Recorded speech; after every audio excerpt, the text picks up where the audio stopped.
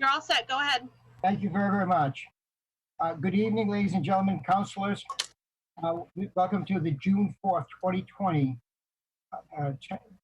Barnstable Town Council meeting.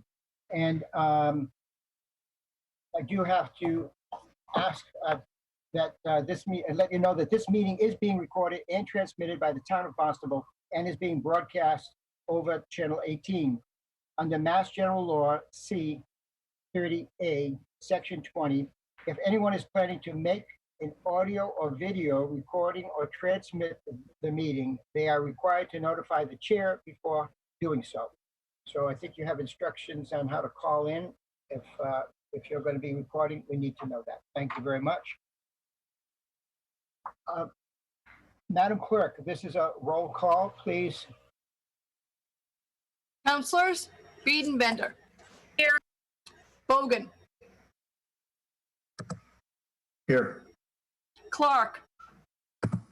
Here. Cullum. Here. Dagwan. Rapgrassetti. Present. Hebert. Present. Levesque. Here. Neary. Here. Schnepp. Here. Shaughnessy. Here. Starr. Here. Steinhilber. Here. You have quorum. You have 12. Thank you very much, Madam Clerk. Now, this evening, I wanted to, we can't do really a Pledge of Allegiance on a Zoom because some of our voices are delayed, doesn't sound good, it's not in unison. So what I'd like to do is each meeting that we do have a Zoom, someone will be asked to do the Pledge of Allegiance for all of us. So we'll shut off our mics and one person. So Deborah was going to do the Pledge of Allegiance for us, followed by Councilor Levesque is going to sing the national anthem for us. So this time I'm going to ask you to silence your mics and we'll do the Pledge of Allegiance, but Matt will say it for us, and then he will also sing the national anthem. I think in this time in our country, this is a necessary addition to what we're doing. So thank you very much. Councilor Levesque.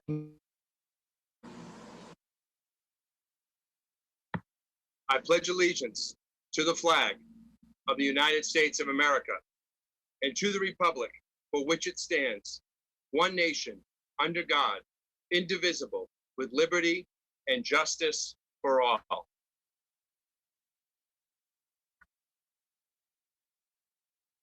Oh, say, can you see by the dawn's early light what so proudly we hailed at the twilight's last gleaming, whose broad stripes and bright stars through the perilous fight o'er the ramparts we watched were so gallantly streaming, and the rocket's red glare, the bombs bursting in air, gave proof through the night that our flag was still there.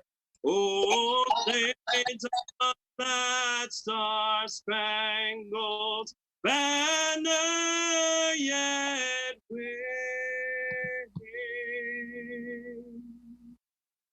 o'er the land of the free and the home of the brave.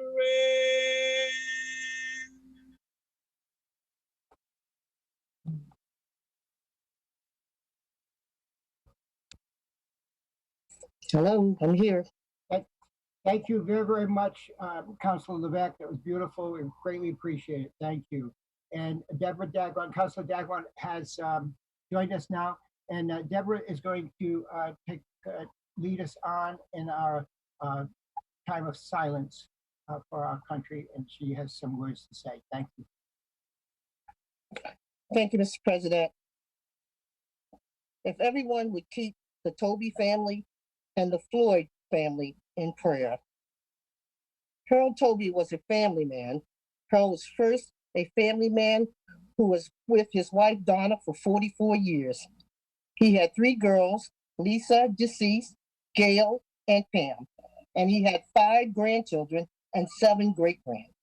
As a community leader and town advocate of service, his legacy as a police officer, the first Black officer in the town of Barnstable, and the first person of color to be town council president. He followed Dorothy Donaldson, who was the first African American to be voted on to the town council. Harold was a trailblazer for civil rights. His efforts are still being pursued as 10,000 protesters seek racial justice for George Floyd today. Let us all continue to pray and demand equal justice, racial justice, and social justice in these United States.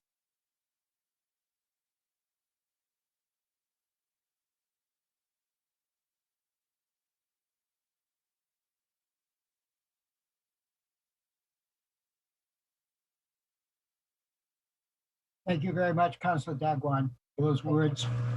Thank you. Okay, now, ladies and gentlemen, we're going to open up for public comment at this time. I believe we may have people waiting in queue for public comment. We do. I'll be pulling them over short. It just takes a second. No problem. Thank you. First up for public comment is Ann Schulte, and now is your time to speak. Ann is muted. Unmute.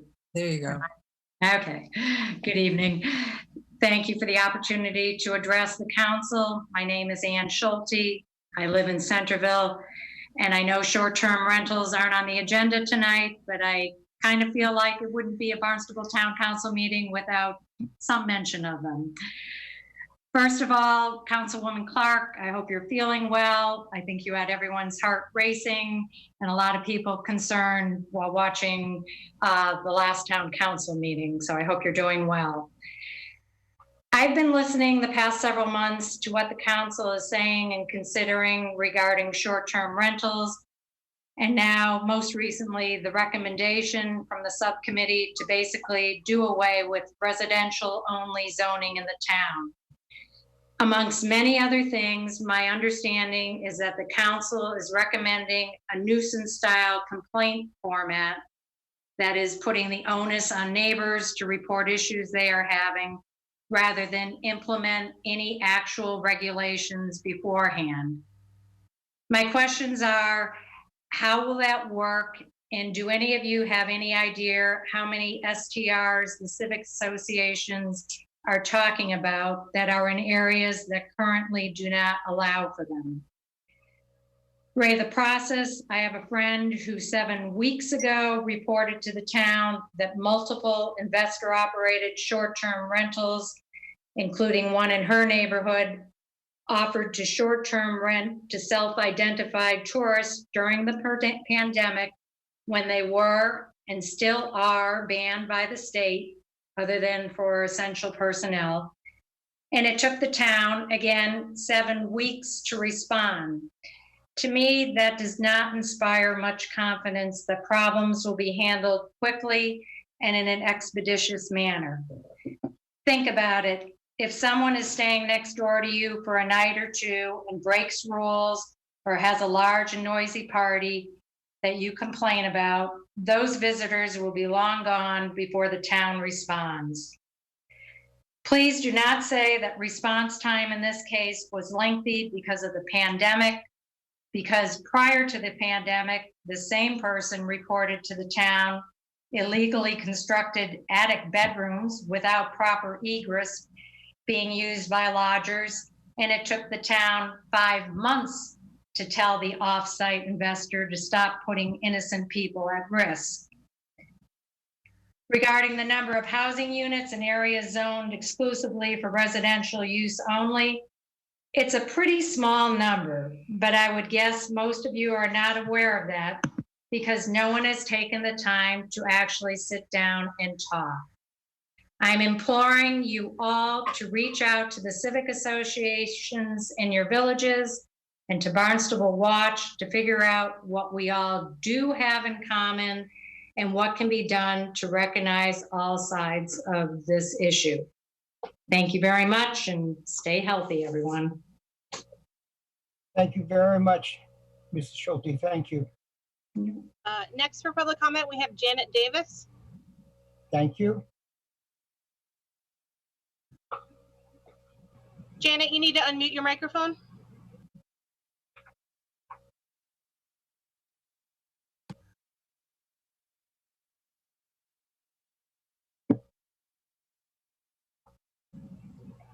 It should be down on the bottom left of your screen.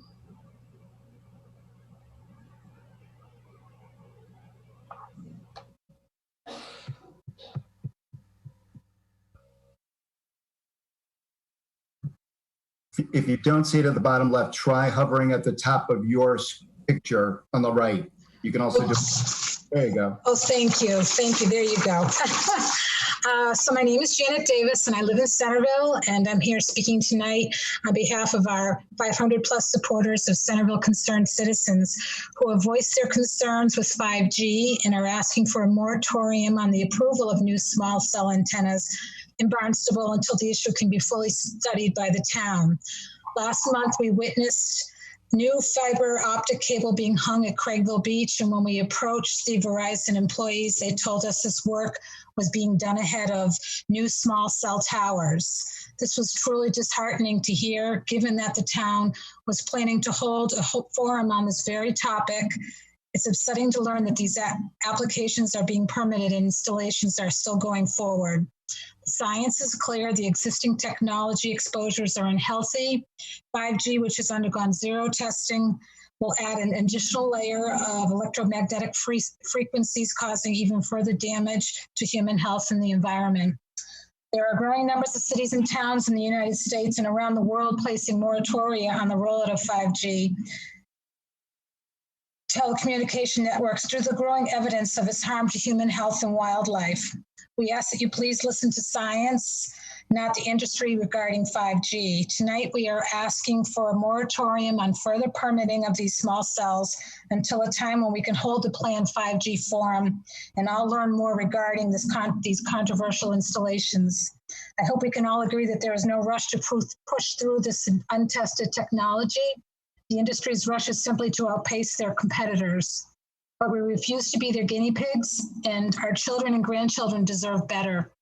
We hope to hear from you soon on this critically important issue facing our community, and thank you for this opportunity tonight. Thank you, Mrs. Davis. Thank you, Mrs. Davis. Thank you. Next is Bob Schulte. Good evening, Bob. Good evening. Thank you for the opportunity to speak to the council this evening. My name is Bob Schulte and I live in Centerville. I'm posing this question to any and all of the councilors. In light of the COVID-19 crisis, I'd like to know whether Barnstable will be as forward-thinking as other Cape towns and solicit input from town officials and residents on what would be an appropriate minimum length of stay for SDRs, for example, 7, 14, or 28 days this summer.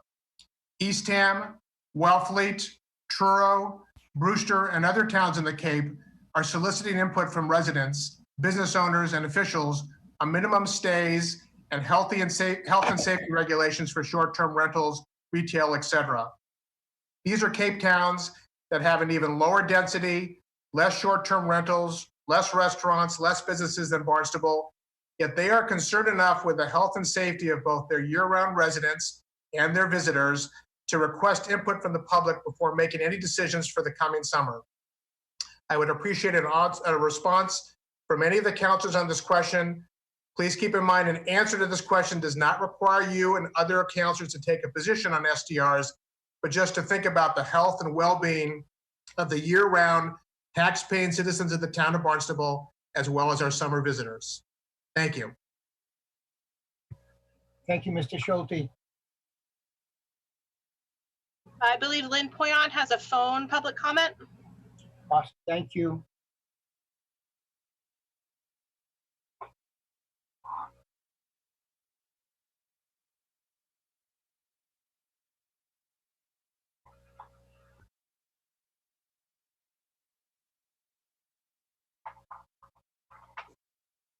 One moment, please, for Ms. Holcomb. Thank you.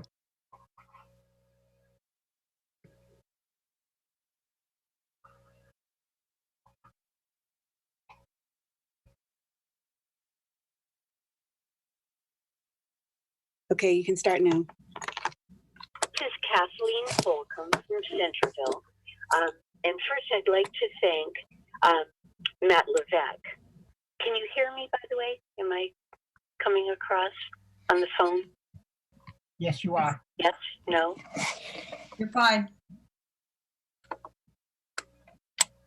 Can We can hear you. We can hear you. I'd like to thank Matt Levesque, first of all, for that very touching rendition of our national anthem, especially at this time. So thank you. First, I'd like to thank Matt Levesque. Can you hear me, by the way? Am I coming? Yes, you are. Yes, no? Fine. Ms. Holcomb, are you there? Okay, great. I guess it's difficult to do this. I should have gone on Zoom.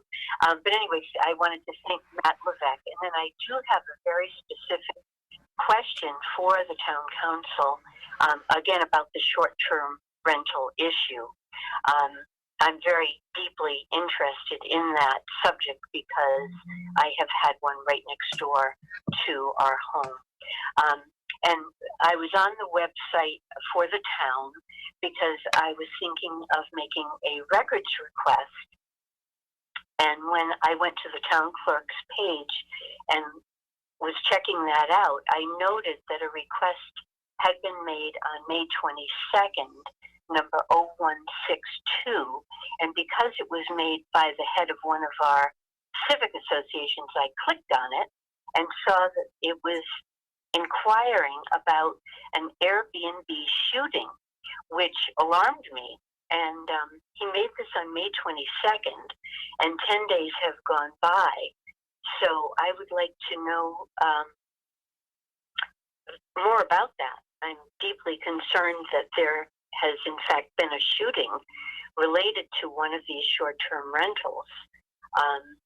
So if you would please address that, it would help me very much because I found that deeply concerning. Thank you very much. I'll look forward to a very specific reply about this deeply concerning situation. Thank you.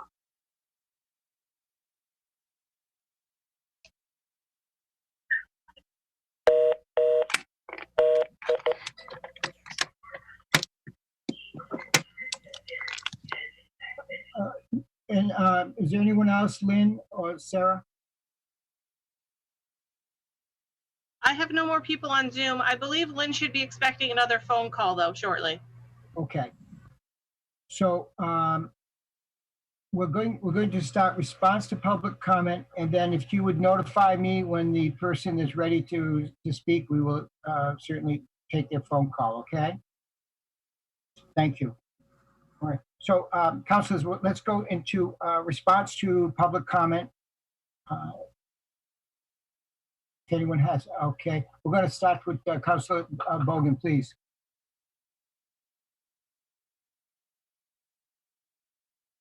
Councilor Bogan. Thank you, Mr. President.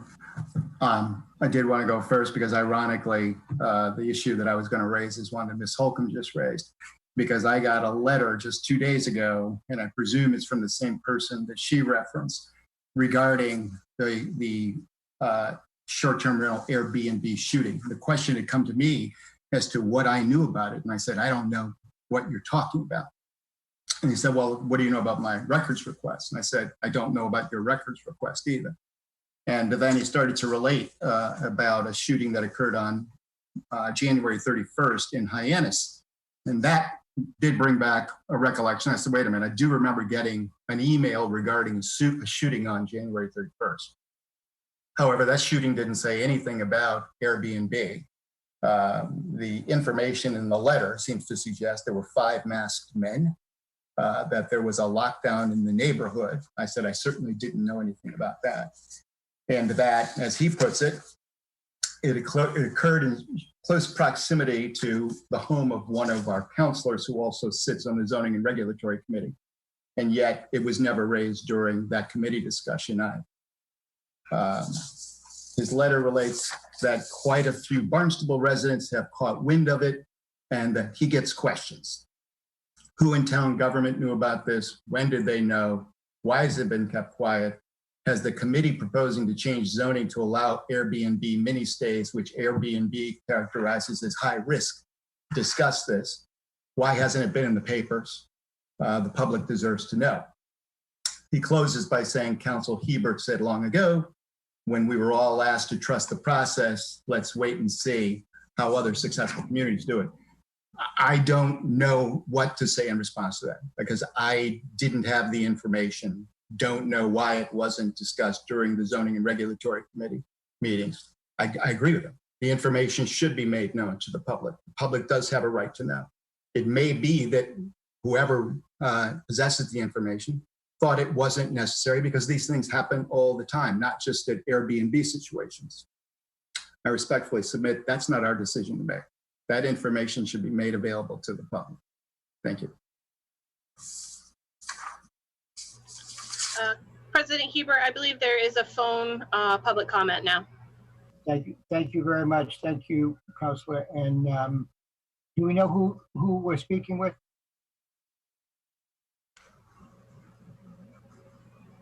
Hello, Councilor Hebert. This is Gloria Hanson who would like to speak with you. Thank you. Go ahead, Mrs. Hanson.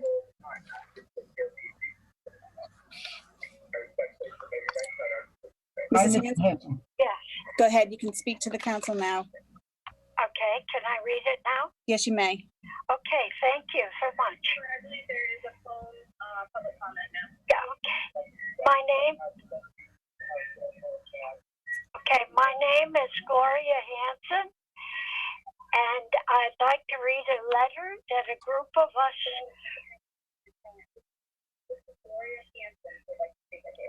Okay. Okay. Thank you. My name is Gloria Hanson, and I represent a group of citizens.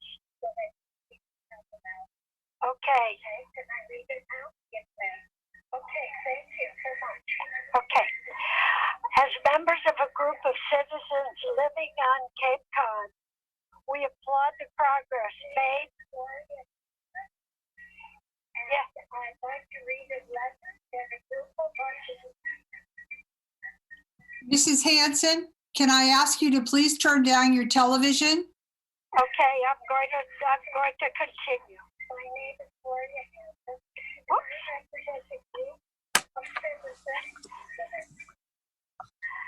Okay, we applaud the progress made towards a community devoted to diversity and unity.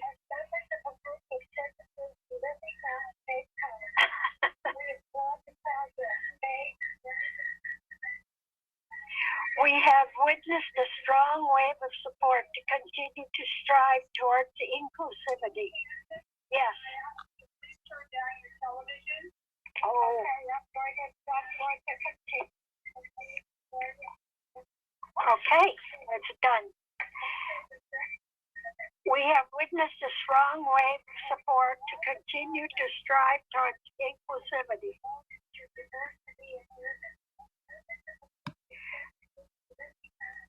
Yes, there have been setbacks, but the winds of change encourage us to look forward. We have witnessed a strong wave of support to continue to strive towards inclusivity. Given the recent tragedy in Minneapolis and the resulting violence and peaceful protests over the killing of George Floyd, We wanted to express our condolences to his family and our support of the peaceful protesters in that city and throughout the country. We also want to encourage our federal government to continue the process of changing the culture of our police at every level.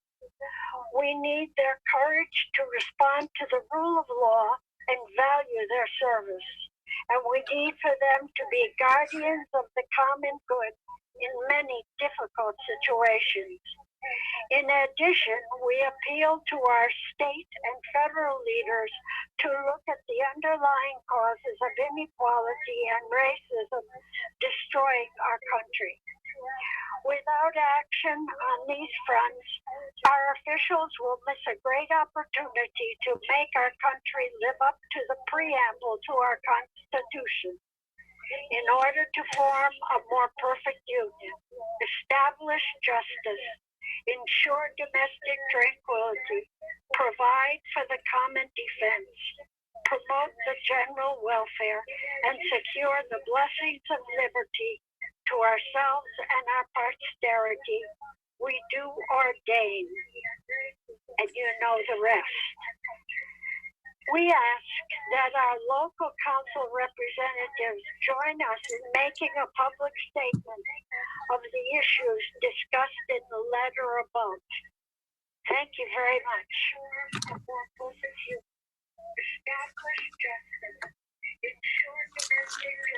Thank you, Mrs. Holcomb. I mean, Mrs. Hanson. Sorry, thank you. I'll Bye-bye. do better next time. Thank you.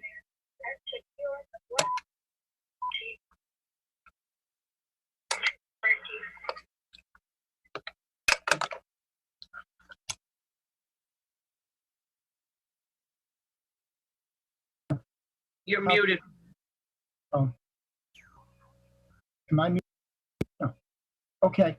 Other councilors for response to public comment. Councilor Biedenbender, please. Councilor Biedenbender. Thank you, President Hebert. To Ms. Davis's comments regarding 5G, if our town manager could just address that during his remarks, just as to where we stand with applications, and we had planned on a workshop to provide some information to the council, providing a variety of perspectives, and just want to know where that sits at this point, because it is a concern of a number of residents, and I've certainly received quite a number of inquiries on it. Folks are concerned, so we need to address those concerns. Regarding short-term rentals, two things. I think it was Ms. Schulte, no, it was Ms. Holcomb. No, Ms. Schulte asking about the minimum stays at STRs post-COVID. And I would say that, yes, that is certainly on my mind as far as safety is concerned, as we deal with reopening on all levels. Regarding the shooting, I find it very disturbing that anyone would suggest that there was some sort of conspiracy theory thing happening here, that people were withholding information. When the records request came through, and one of the things that Mr. Crow asked for was things regarding shooting, I have to tell you that I didn't know either. It was complete news to me. I would say that one of the things that really concerned me at about the same time that that records request came about was in the Barnstable Patriot. There was an article about the short-term rentals, and Mr. Crow was quoted as talking about short-term rentals being associated with drug dealers and illegal activity. And I just want to say that I find that incredibly irresponsible, fear-mongering, and inappropriate. There is nothing for the subcommittee to gain in any of this. We are just making a recommendation to the council. It is not tainted by anything. So, you know, I think Mr. Crow might be disappointed by his records request. But I just want to say that I think fear mongering is really uncalled for and not necessary at this point. And I think implying that counselors knew something and held something back while they were on committee is actually kind of repulsive. So, thank you. Thank you, Councilor Biedenbender. Any other, President Hebert, I'm sorry, we have another phone public commenter. we patch them right in. Thank you.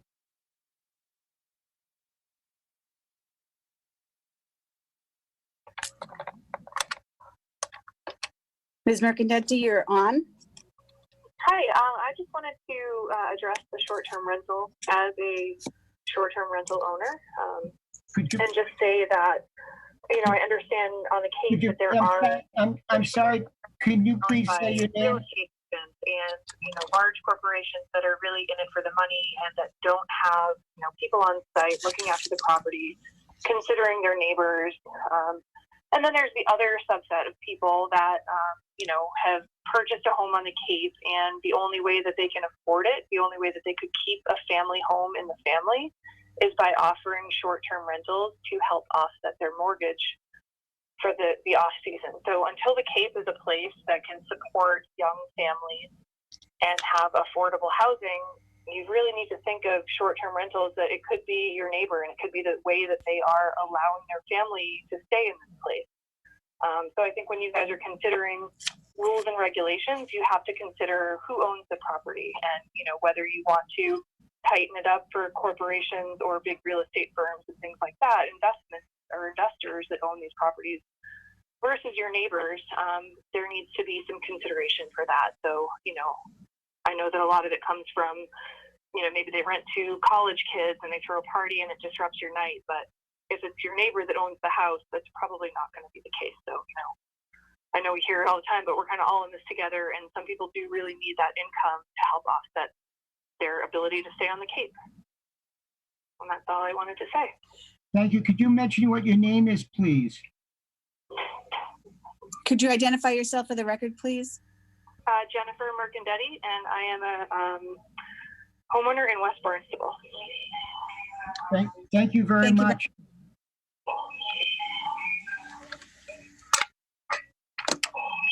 Thank you. Any other councilors for a response to public comment? Okay, seeing none, I'm going to close response to public comment and ask the town manager to present his communications. Thank Town you. manager. Yes, Town thank you. manager. Good evening, Mark Ells, Town Manager. On the first two items, the public records request relevant to the short-term rental, the public records request is being handled directly by the town attorney. And the incident that occurred at that location is still under investigation. So we don't have information that's been released relevant to it. Secondly, on the moratorium relevant to the 5G, it's my understanding, and it was a presentation that you can all view, by Alan Mandel. He was brought in as a consulting attorney relevant to this technology. It's my understanding that the ability to move forward with a moratorium on this is unclear. And, you know, and I'm waiting for a determination from our town attorney, and she's back in consultation with this attorney, as to how that would be done. And we have already been briefed, and you can certainly go back and look at it, relevant to the effectiveness of trying to institute a moratorium regarding 5G. In doing some research, the Centerville Concerned Citizens have reached out to me via email and telephone call. Councilor Biedenbender and President Hebert have reached out to me relevant to this. And in doing reviews of where these have been done and who has done it, it does look as though from my review that it appears that sometimes boards of health have done this, sometimes planning boards when it is zoning related, and sometimes elected officials. So I am unclear on the authority that a town manager has to do a moratorium specifically for this issue. And Karen Nover has taken it under advisement and is going to report back to us as to how to proceed. And then I would highly recommend in the interim that you rewatch what was presented to our town council, by an outside expert attorney, and then that we have a discussion about how you would like to proceed on this. And we are still planning on, and Lynn Poyon is coordinating, hosting a forum where we can talk about the concerns relevant to health-related concerns that may exist out there. So it is all actively proceeding. I have talked to Brian Florence. To my understanding, we do have 3 different permitted sites in town. One of them is at the Craigville Beach location, so that was not a surprise to us that they were out there running cable, and they're going to put a small antenna on top of one of the poles. And if you drive down there and you drive down to the bathhouse, right in front of the bathhouse, there's a similar sort of antenna. It looks like a little gray tubular item on top of the telephone pole. I will try to expedite an answer on all this. If I can have it, immediately or for your next council meeting, we can begin those discussions.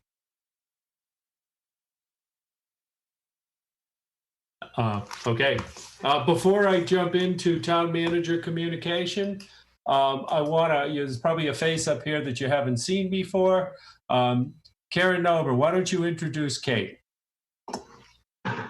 Thank you, Mark. I'm very happy, I'm very pleased to announce that Kate Connolly has joined the legal department as a new assistant town attorney. Kate is up on the screen, and she started last week, and she's hit the ground running, and she has terrific experience in municipal law. She's a litigator, and she has a lot of environmental experience as well. So she really adds a lot to the legal department, and we're thrilled to have her. Thank you, Karen. I appreciate that. So this is your town manager update for the period of May 22nd through June 4th. And I'd like to begin this with our police chief addressing our police department's role in managing civility and protecting human rights in our community. So, Chief. Good evening. Good evening, councilors. Good evening, Mr. Town Manager. Good evening, citizens of Barnstable. First of all, I want to say that I know everyone, I've been spending a lot of time lately talking to different people, different groups about the events in Minneapolis and the events around the country following the protests and everything. And I just want to let everybody know that that incident that happened out there in Minneapolis is deeply upsetting to us in the police department as well, because we've worked very hard to be out there in our community, to support our community, and to be involved with our community and to build our community. And to see something like that happen when it should not happen to anybody anywhere is very upsetting to us, because it sets us back all several paces, and it makes it that much harder for us all to do our work. But it also puts fear in the hearts of people that we really don't want to see there. We're not trained to act that way. Our officers, we don't expect our officers to work that way. We certainly don't want them to be that way. When I was in the United States Army, I was a military police officer, and we had a code, we had a motto that was of the troops and for the troops.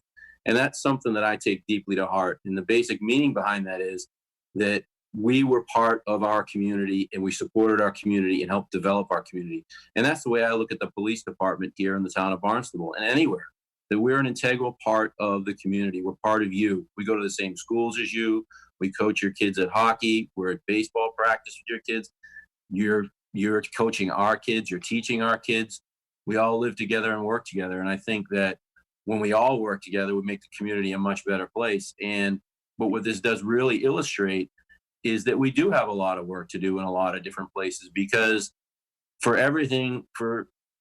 has to be work. We all have to do work on the end of the police and on the end of the citizens. We all have to have courage. When we see something that isn't right, speak up, call us, let us know what's going on.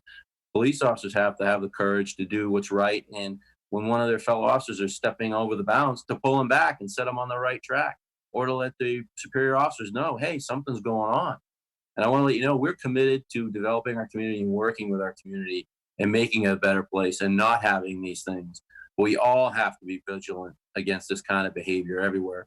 And we do support the people that are out there exercising their constitutional rights to draw attention to this matter. But we please ask, don't go out and damage other people's properties, because that just takes away from your message. It doesn't help the situation, and you're just hurting your neighbors. And thank God, that our community isn't that kind of place. So I do thank everyone that's out there doing their part to protest peacefully, to bring attention to this cause, and we are here to support you as well. Thank you.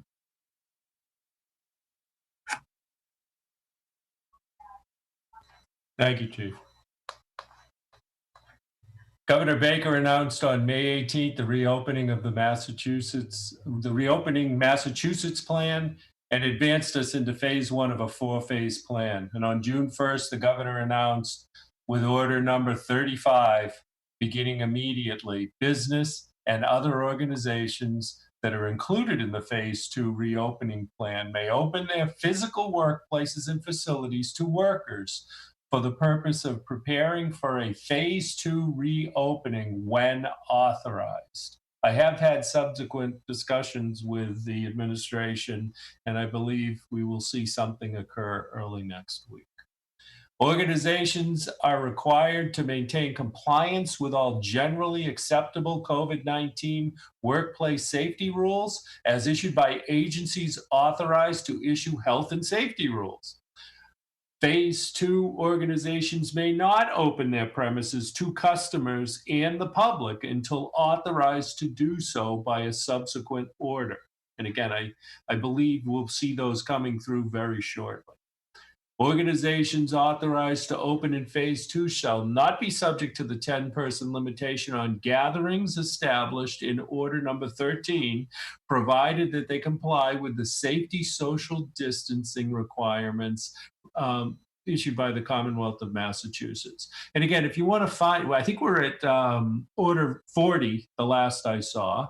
And so I would encourage any and all to not just listen to what someone else is saying, but go right on to the mass.gov website, COVID-19, or go onto the Town of Barnstable website and take a look. And you can find that information. If you can't, call us, we'll help you find it.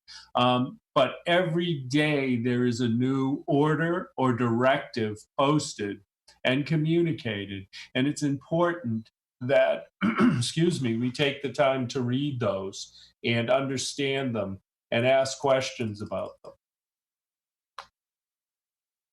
This past weekend, the Centerville, Osterville, Marston's Mills Water Department experienced an E. coli exceedance in their public water supply, resulting in the issuance of a boil order.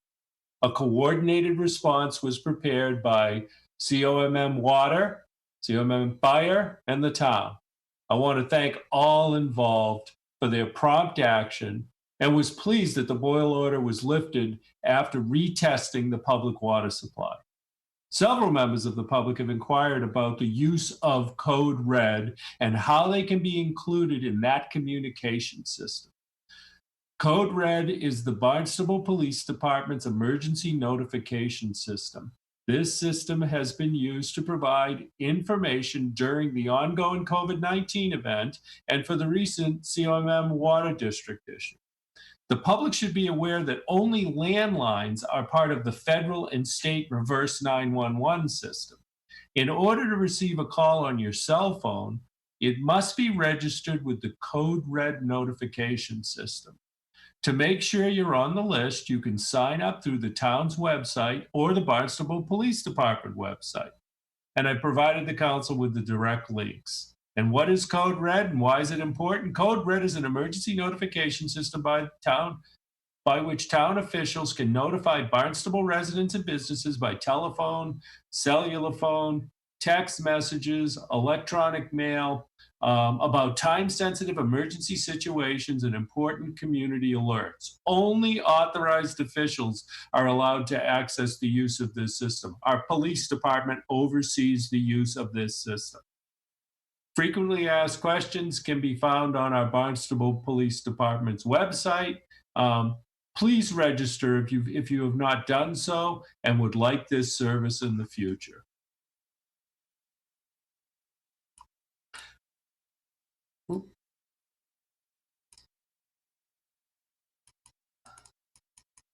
Town of Barnstable staff continues to provide programs and services while managing this public health and economic situation. We opened our recycling area at the transfer station on May 22nd and restored a 7-day per week operation schedule at that facility.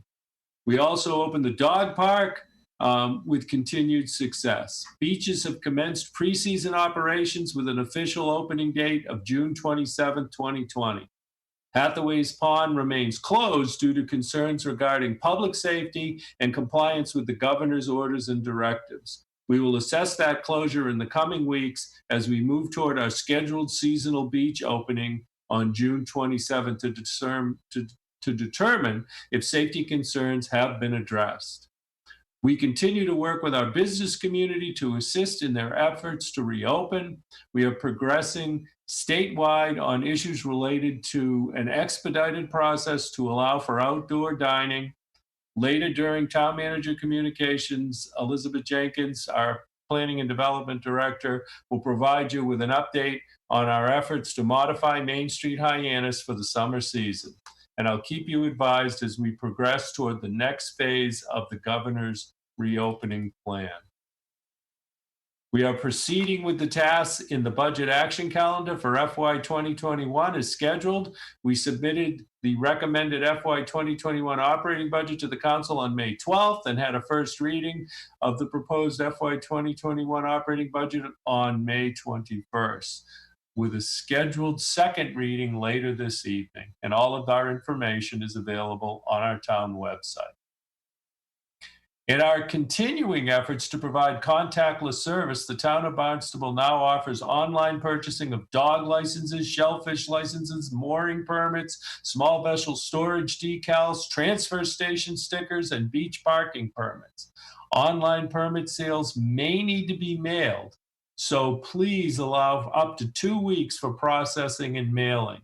And we'll keep you advised as we continue our efforts to offer online services. We will continue to expand the list of those permits, licenses, et cetera, that we offer via contactless service online. You can also do it by mailing in an application as well. Still, what you can't do is come to the facility and make the purchase. On June 3rd, the Department of Public Works attended a hearing with the Board of Health, requesting that the Board of Health consider amending Board of Health regulations by deleting sections 373-1A2 and 373-3G in their entirety, the effect of which would be to eliminate free disposal of recyclable materials at the landfill. The Board of Health voted in favor of this amendment. I have requested that the Department of Public Works and the Finance Department take this amendment under review and recommend both programmatic and financial changes where appropriate. I'll keep you advised as we progress on this matter. We continue with the new public drinking water supply well exploration program. To date, all test well drilling and sampling has been completed. The consulting engine, you heard me for many, many, many months and years report about the fish and wildlife. We've done our test wells. So we have in other locations as well. The consulting engineer is processing the test data, evaluating the results, and will recommend preferred potential public water supply well sites. We expect the report toward the end of the summer. The next step is to get new well permits and site development approvals, permitting and drilling of 8-inch test wells, and putting out 3 monitoring wells and doing prolonged pump tests. So this is a multi-year effort to site a public water supply well, but we are progressing on it.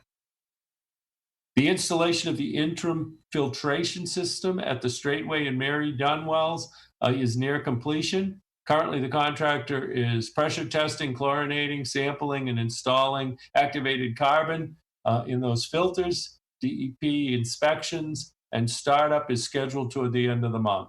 And at the Mar filtration plant is still ongoing, on schedule, and within budget. We hope to have that on by late summer, early fall. Those are obviously major projects relevant to some of the challenges we've had in our Hyannis water system. In accordance with Mass General Law, Chapter 40, Section 3, the Barnstable School Committee voted on June 3rd, 2020 to approve the term of a 10-year lease extension to the Cape Cod Collaborative for the use of the former Osterville Elementary School. The law states that the school committee negotiates the terms, but the town manager must sign the lease. Town staff has been supporting school administration in this extension effort. The Cape Cod Collaborative is an educational organization providing a full range of instructional and support services to the students, parents, and public school staff of the 19-member school department, whose needs are best addressed through a multi-district effort. They provide specialized services and support to special needs, emotionally, educationally challenged, and multi-handicapped children on the Cape, including a number of students from the town of Barnstable. By having these services on the Cape, it relieves these children of long transportation off Cape and allows local support to their families. They have been good tenants over the first 10 years of the lease, investing in the building and maintaining the grounds, and have partnered with the Cape Cod Challengers Club to provide recreational athletic activities for the children with special needs. I do plan to sign the extension of this lease. We continue weekly conversations with Vineyard Wind regarding the status of Phase 1 and Phase 2 projects. Vineyard Wind continues to work with Barnstable staff regarding both phases of the project. They anticipate commencing construction on Phase 1 in the spring of 2021 and are proceeding with the permitting on Phase 2. A workshop has been scheduled with Vineyard Wind at the Town Council July meeting to further discuss remaining approvals by the town and specifically Town Council for Phase 1 project to continue as scheduled. I'll keep you advised as we progress on this project. I'm going to ask Elizabeth Jenkins to give you an update on the efforts on Main Street, but if you would like to ask questions about my report at this time and then turn it over to Elizabeth, that would be fine as well. So councilors, anyone would ask a question or make comment to the town manager's report at this time, please? Councilor Starr, please. Good evening, Mr. Ells. My question is about Hathaway's Pond and the fact that it's been closed for 2.5 weeks, and it looks like it isn't set to open until the 27th with the other beaches. It's one of our few freshwater beaches that people like to go to. I'm not 100% sure what the nature of the infractions were that were happening there, or how that would be characterized, but I would like you to consider opening it sooner if possible. Thank you. We don't like, as you know, I think we proved that throughout this situation. We're not looking to close our facilities unless we find that unsafe behaviors or situations occur. Unsafe behaviors and situations were occurring there. We have closed it, and we're looking at how to make sure that that doesn't reoccur. And we are hopeful that we will reopen by the 27th. Okay, thank you. Yes, sir. Thank you very much. Councilor Biedenbender, please. Thank you, President Hebert. I have two things in response to Town Manager Ells and also Chief Sonnabend. First, I want to just address the boil water order. What I was just wondering if I could request, as a matter of protocol, when these things come up, if the town councilor for whom their precinct is being affected, if they could be given sort of like an early warning. I kind of found out a little bit later than I would have liked to. And I understand there's a lot of moving parts and so on and so forth, but I actually was alerted by a fellow town councilor that something was going on. I think I found out about 30 minutes into everything going on, but if there could just be some sort of protocol where the town councilors whose precincts are affected could just be sort of in that immediate sort of notification, because it ends up going social. People get wind of things, and then you're getting calls and emails, and you're like waiting to find out the details. So that's my only comment regarding that. But I will say it was really well handled, and really pleased that it was remedied so quickly. So that was good news. The second thing I just want to bring up in regard to Chief Sonnabend's comments, and really on the heels as well of Councillor Dagwan's comments early on, we have a phenomenal police force without a question. But not being a person of color and not having to deal with systemic racism, institutionalized racism that exists in all of our communities on some level, because it is how this country has evolved. So we all own it on some level. That in times like this, our communities need reassurance. So I appreciate Chief Sonnabend's comments in regards to how BPD is trained, and sort of how the character of the department and how they work, and what they expect from one another and their officers. That said, I think it would also go quite a distance to reassure the community, particularly our Black and brown neighbors, that there is a real, what is that training protocol? A review of the use of force in the department. When is it used? How is it used? I think having that sort of review, be transparent to the community would help to allay some fears and concerns that might exist. The other thing that I would like to say is that, Joe Nystrom on the school committee also brought this point up, and it's something that I've been really thinking about over the course of the last 12 days, since it seems like our country has just been split apart over this, that we all have some accountability and responsibility to remedying this situation. And it's not just educating yourself on Black history and the history of institutionalized racism and how it's affected our housing policies, how our the economics of being a person of color, the justice system. It's inherent in the education system, in our healthcare system. So trying to think of how we can play a role in addressing this. One thing you will notice on this town council is that we have 2 persons of color on this council.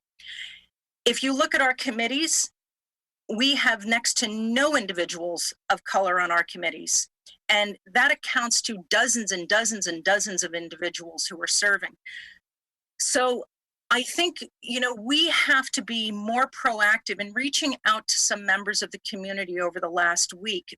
One of the things is that folks know that there are committees and they can be part of it, but they're hesitant to come forward because they feel that they won't get selected anyway, or they feel that their voice is not going to be heard. And I think we, as a council and a community, need to proactively reach out to those communities and recruit individuals to serve on these committees, because it's really not about minorities, majorities. It's about making sure that all voices from our community are being heard.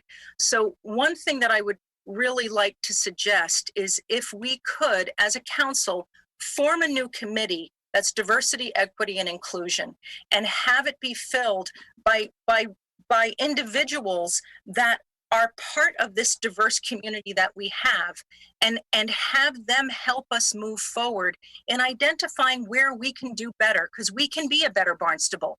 It's very easy for those of us who are white to feel comfortable in what's going on.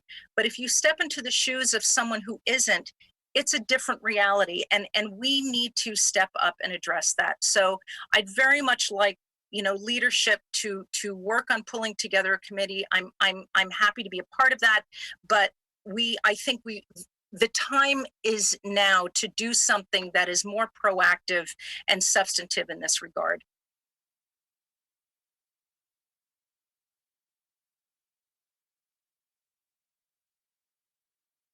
Thank you, Councilor. And Councilor Snap, please. Thank you, Mr. President, and thank you, Mark, for your report. I can't not respond to Councilor Beedenbender's very eloquent comments about what has been happening in the recent days. And I would agree that as much as I believe truthfully that our police department is really very aware of these issues, I appreciate, and I attended last year's, I don't know if it's called the Unity Day in August. I mean, it's a great event. But I think that some of the policies that we as the town council need to be aware of are the use of force, and to make sure that we do understand what it means when our police officers have to engage with the public and what that is. And I think it's just good to bring that out and increase transparency about that. It's hard to segue to a beach question, but I did have a question about that. I was driving back from town hall this afternoon, went by Calmus, Craigville, Covell. Our beaches are busy. And I would say the parking lots were pretty full. And but I was glad to see that on the beaches, people appeared to be, doing the social distancing. What I do wonder is, I have seen the signs that have gone up, and I believe they're regional signs that are being posted at our beaches, and how, what are the appropriate behaviors. But I think as the summer goes on, we need more signs to communicate to the public, and maybe there's a plan for that. I know the metal signs are probably pricey, but I think there's a lot of other ways that we can get the message out, because I think we need it everywhere you enter the beaches. People need to be reminded of what's the appropriate behavior. So just wanted to mention that. Thank you, Councilor. I'm assuming that things are going well so far. Sandy Neck. Yes. Any incidents yet? Nothing that hasn't been manageable. Okay. In general, everybody is being very respectful of the situation that we are all trying to manage. And when they have not, such as Hathaway's Pond, I will close down a facility, and I think people believe me. Mm-hmm. So. Okay. Thank you. Thank you, Councilor Snap. Madam Vice President, please. Thank you, Mr. President. Mark, with regard to number 7 on your report on the Board of Health, deleting the section to allow for free disposal of recyclables, do you anticipate that you'll be imposing a fee prior to the July 1st, the new fiscal year? I do not anticipate instituting any additional fees. There will be no free recycling sticker moving forward. Right now, our fee structure allows for multiple choices by the customer relevant to disposal of trash and recyclables. They can buy a $250 sticker and get rid of both, unlimited. They can pay per entry, either $20 for 8 bags and unlimited recycling, or $10 and 2 bags and unlimited recycling. But I have no intention of trying. The challenge that we have here is that we have no idea how many people would be interested in paying for a recycling sticker.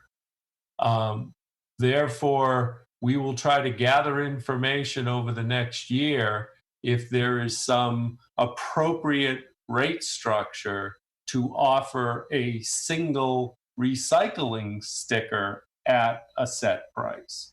But that isn't something we would have in place by July 1. No. Thank you. Yes. Thank you, Madam Vice President.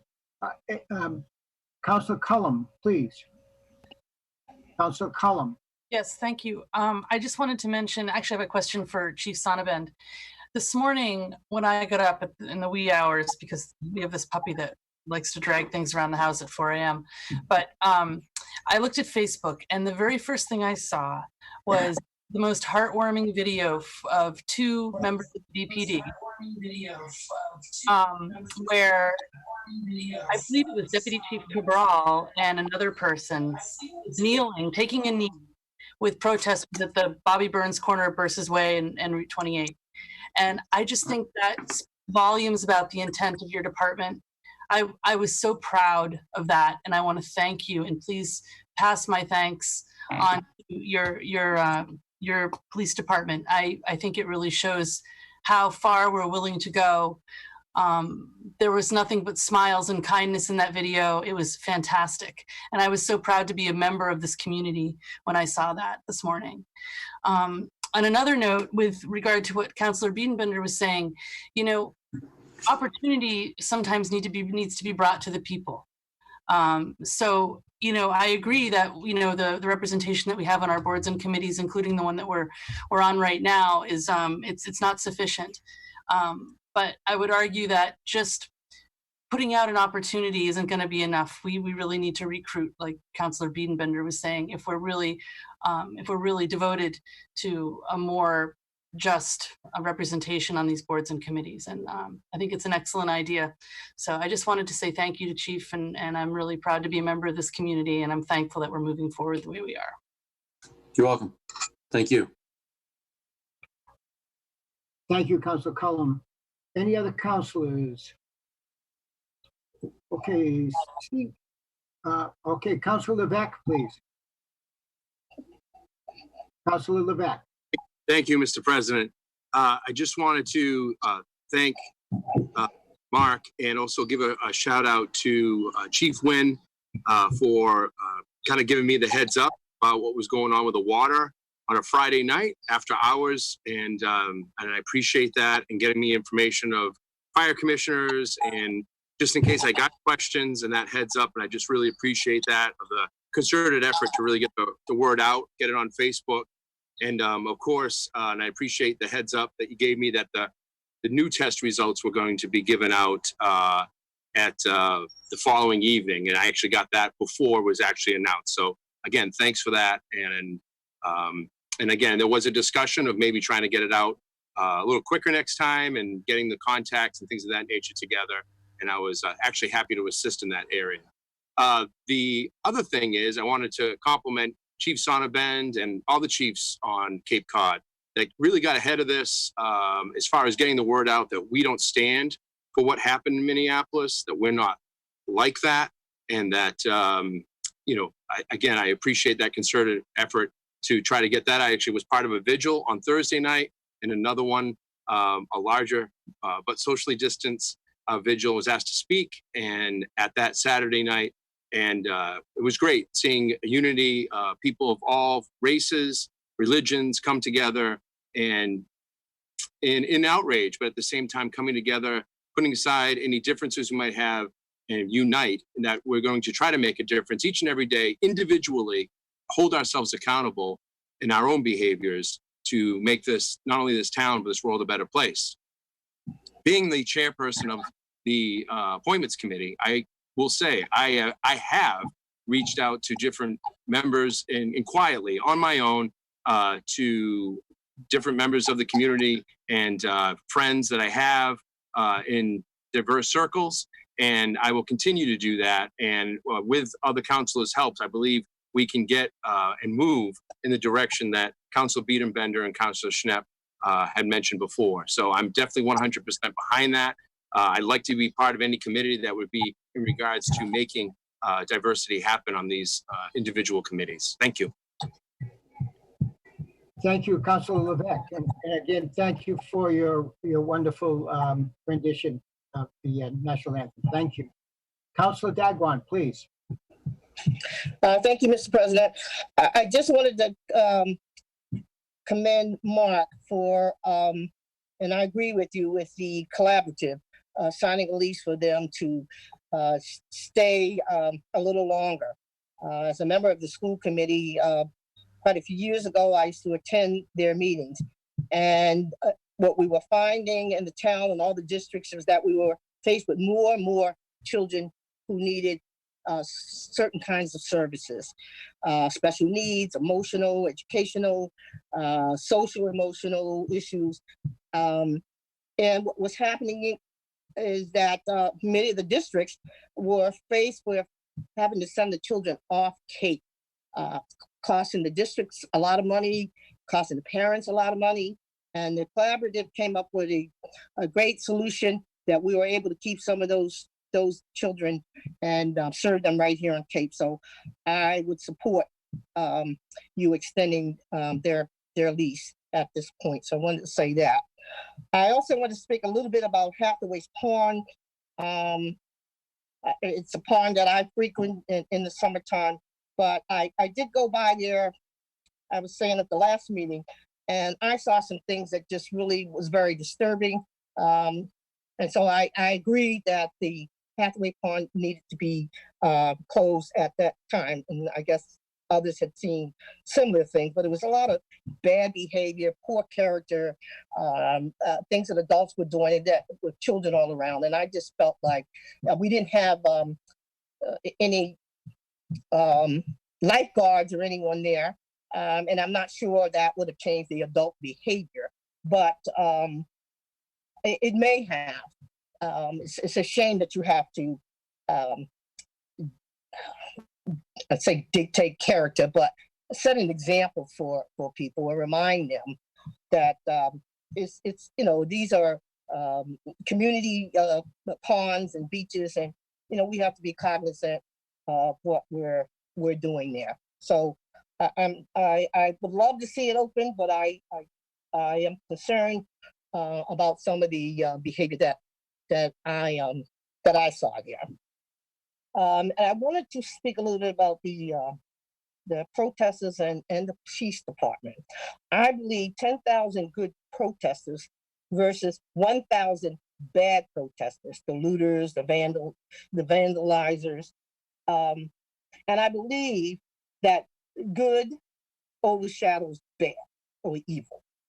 And in saying that, for the 10,000 good law-abiding law enforcement employees, there is 1,000 unlawful enforcement personnel that need to be identified.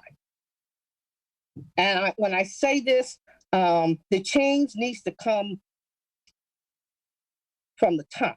I'm talking about the courts all the way down to the summer part-time employees. I think we tend to look down upon police officers who don't deserve it.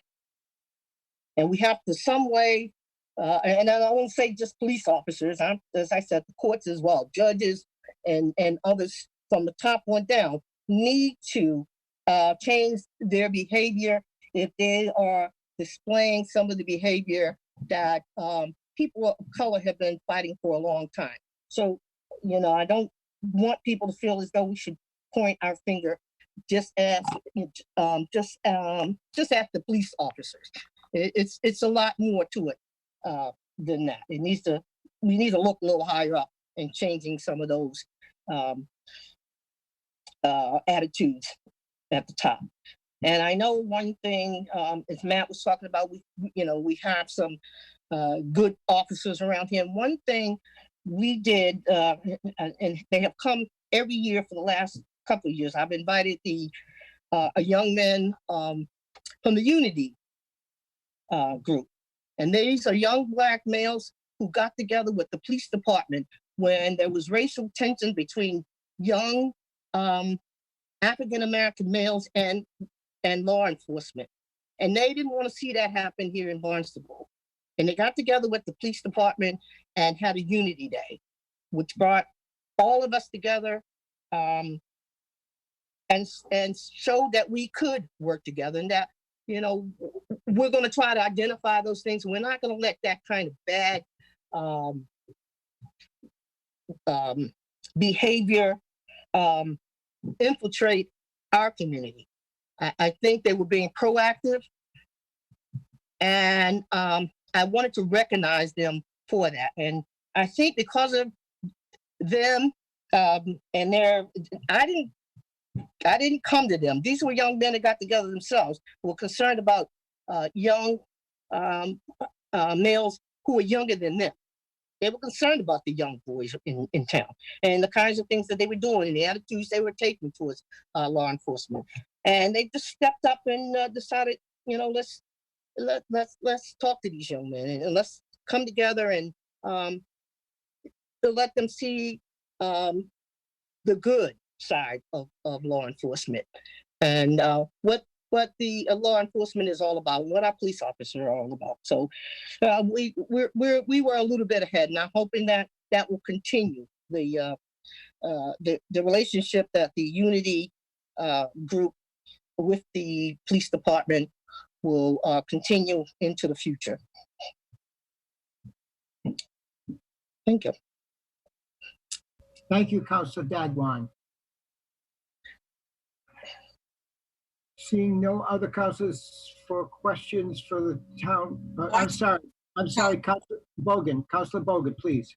Thank you. I'll be brief. I want to echo Councilor Levesque's expression of gratitude to Mark Ells, Chief Wynn, and Craig Crocker.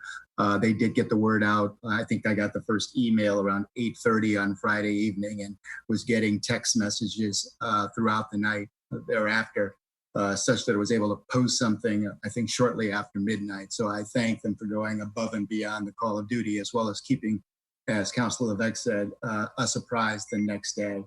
And then very quickly, just following up on Mark's comments with regard to the ongoing investigation in Hyannis. I do think it would be appropriate to give the council members a briefing as to where we stand on that, to the extent that the supposition is correct and that it did have something to do with a short-term rental. I think that is something we should know as we go through the process there. And then finally, the supposition that it's the suggestion was repulsive. It's only repulsive if no one knew about it. If anybody knew about it, it's not repulsive. Thank you. Thank you, Councilor Bogan. So Town Manager Mark Ells, thank you very much. So it would be appropriate now for Director Elizabeth Jenkins to speak. I'm sorry, Mark, did you want to respond to any of the comments? No, but certainly I will provide the council with any information relevant to the questions of the short-term rental and that investigation associated with a shooting. Certainly anything that can be released, I'll be more than happy to share through our town attorney to the council. Thank you very much, Mark. Appreciate it. Director Elizabeth Jenkins, please. Good evening, councilors. Elizabeth Jenkins, Director of Planning and Development. A pleasure to see everyone this morning. Here to provide an update on our efforts to support businesses on Hyannis Main Street. Over the past few months, Main Streets across America have been rethinking their public spaces, including their streets, with the idea in mind that they would like to provide more space for social distancing, to encourage outdoor activity, and to support the safe and successful reopening of small businesses across this country. Here in Barnstable, we're very fortunate to have a walkable urban Main Street in Hyannis, and the pride of that Main Street are our many locally owned restaurants. When we began the process of considering how to rethink our street, we first reached out to those restaurants as well as retailers on the street to ask them how we could best support and accommodate them in this difficult time. I'll admit that that outreach did not yield a clear consensus or a path forward on this issue. Businesses are relying on new models that are constantly being adapted as we move through the phases of reopening. So we also looked at the space available on our street, and I'd like to credit the fantastic technical work of Gloria McPherson on this. Looking at things, for example, our width of sidewalk to see how we can best protect our public and think critically about that public safety guidance. Again, as we moved through this process, we explored really three main options for Hyannis Main Street. The first was leaving the street in its current configuration, but enhancing it through changes in parking management or looking at our public spaces.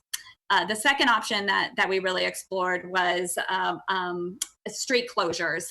We've seen this in a number of communities across the Cape. Again, fully closing down portions of the street to vehicular traffic and turning those over to pedestrians entirely. And the third option we looked at was a little bit of a hybrid, which was modifying the space on the street that's allocated to vehicles and allocated to pedestrians. And this is where we found our preferred option. Again, we've worked closely with businesses as well as the Hyannis Main Street Business Improvement District. And we believe we've come up with what is a preferred option for Main Street this summer. That preferred option, again, and I have a screen share that I can share with you to help visualize this. Again, is a modification of the layout of Main Street to limit vehicular traffic on the street to one lane. Vehicular traffic would be limited to the southernmost lane on Main Street. The parking spaces on the south side of the street would remain available to business owners. There would be a semi-permanent barrier run down the center of Main Street for public safety purposes, to protect pedestrians. And then the spaces you see here in green, the northernmost vehicular travel lane, as well as the parking spaces on the north side of the street, would become essentially temporary sidewalks and outdoor dining and retail area made available, again, to promote proper physical distancing on the street and to provide the opportunity for businesses and restaurants to have more space to do business outside. So now, I think now that we've reached what may be a preferred option, there are many logistics and many questions that we need to continue to work through to make this option a reality on the street. We're committed to thinking about exactly how that space gets used and apportioned, and how we can support all of our businesses, those on both sides of the street, and additionally in all of our villages. I'd certainly like to recognize the fantastic support of Dan Santos and his team at the Department of Public Works, as well as the police and fire department, in helping us think through all of these options. I do also think it's important that in this moment, we take time to do more than just react to our particular situation. I think we have to think about our community identified goals for the long term and what our vision is for Hyannis. If you look at our plans for Hyannis, our downtown Main Street plan, it's to move us towards a more walkable, pedestrian-oriented Main Street, one that slows down traffic and one that promotes a healthy community. And I think this option, which would remain in place throughout the summer, promotes all of those goals. I'm happy to answer any questions that the councilors may have about this proposal for Hyannis Main Street this summer. I would like to add that this proposal, or any proposal, will be once we choose the final option, will be accompanied by a budget request. So we will need funding to be able to proceed with this. So that would be something that I would need to talk to Director Milne about and then bring in for town council approval. Thank you. Town councilors, Councilor Cullum, please. Yes, thank you. It's an interesting plan. These are interesting times. Can you just reiterate for me who was involved in the decision making and the planning? I know you said Gloria was, but as far as representation from the public, bid, and the other folks, were they included in this? Absolutely. So again, we had an internal team that worked on this, again, planning and DPW, police, fire, that have been running through the logistics and the feasibility of these options. I spoke personally to, I would say, a very considerable number of Main Street businesses to get their feedback on the plan. We had a number of calls with the Hyannis Main Street Business Improvement District, the last of which was this week, where we talked with their board through these options that I presented to you, and they voted again the option presented again to limit vehicle traffic to one lane and open up the remainder of the street to pedestrians as their preferred option. So I do feel confident that this is a proposal that is supported by the leadership of the Business Improvement District. Can I just ask if the Hyannis Civic Association was included in that group? We did not include them in that call, no. Thank you.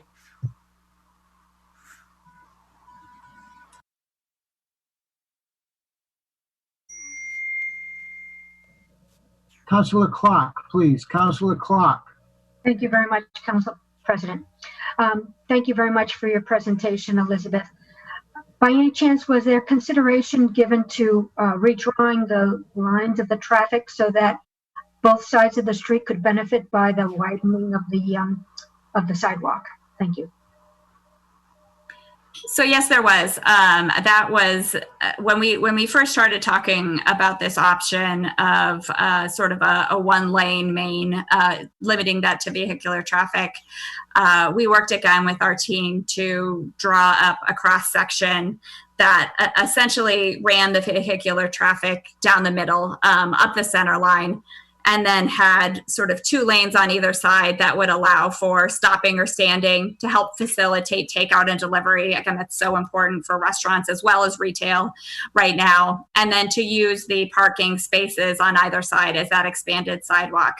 As we started to work through that logistically, it was clear that it was going to be a heavy lift. I'm not going to say one that certainly I don't think we could handle, but there were a number of logistical concerns about that when we presented that option to the Business Improvement District. There were concerns, I think, about eliminating all of the available parking on Hyannis Main Street. I think, again, as looking for compromise solutions was sort of the tone of the conversation.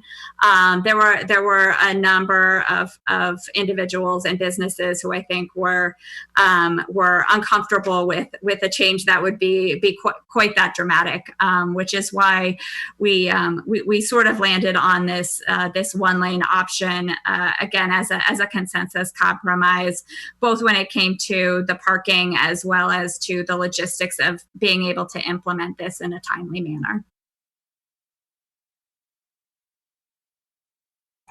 Mark Ells. Jen Cullum, if you have it, or any council, or if you have any suggestions on other groups that we should share this with. I mean, Elizabeth just briefed me on this yesterday. So we're moving quickly here. If you can kind of reflect on, our discussions of planning for, significant transportation and commerce type changes. Typically, we're talking years. We've done this in weeks. So if you have civic association or others, just let us know. But we're doing this on the run. We're trying to get businesses open and trying to help out meet these new protocols that are going to be in place when they do open.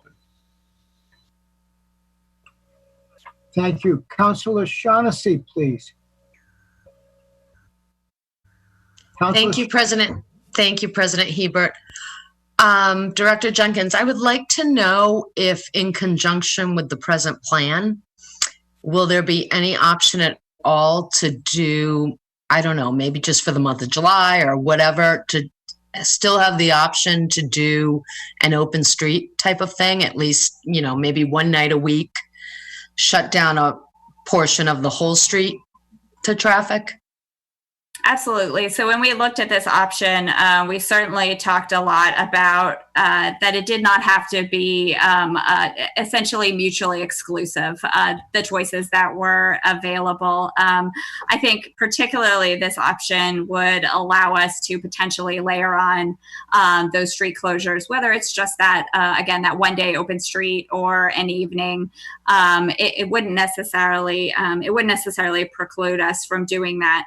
or again, even moving to a more semi-permanent street closure like we've seen in other communities. So again, I do think there is still the availability of other options within this plan. I'd also like to add, we've certainly, as we've been bringing this preferred option forward, again, just building on Councillor Cullum and Councillor Ells's statements, thinking very, very carefully about what a communication strategy might look like should we choose to proceed with this option. Again, whether it's providing a public forum to answer questions, or again, doing that outreach to individual business owners that may have additional concerns. So absolutely committed to doing all of that as part of this process. Thank you.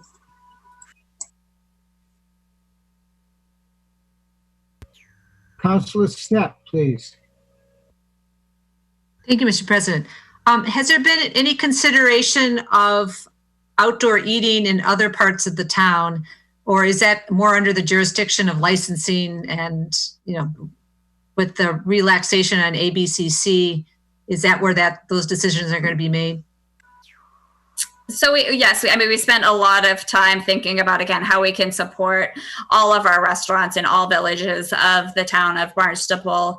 And, certainly as we began to, I think, develop sort of templates and ways to support folks, it became clear that I think every restaurant is going to have their own strategy to respond to this. We know right now in the initial opening of phase 1, restaurants are limited to outdoor dining. So there are many restaurants that are located in the villages that do have options on private property to be able to move that forward. There were a couple of reasons why we keyed in on Hyannis Main Street. The first being just the density of restaurants in that area, a large number of them located on the street, and the second being that those are small businesses that don't have that availability of private property to be able to expand. In a lot of cases, the folks are located on those small lots, and some are very fortunate to have outdoor patios, but there are a number of them who just don't have that space. Again, that and the Hyannis Main Street Business Association really engaging with the town and encouraging us to work collaboratively on this solution. But again, we have been working, planning and development has been working with a team of folks in the regulatory departments, inspectional services, and licensing to put together a very clear, a very streamlined, and a very predictable process to provide to all restaurants to be able to properly license outdoor area and have that available to them. We will be working again on providing a seminar to our businesses on that process, and again looking forward to processing those applications as expeditiously as possible.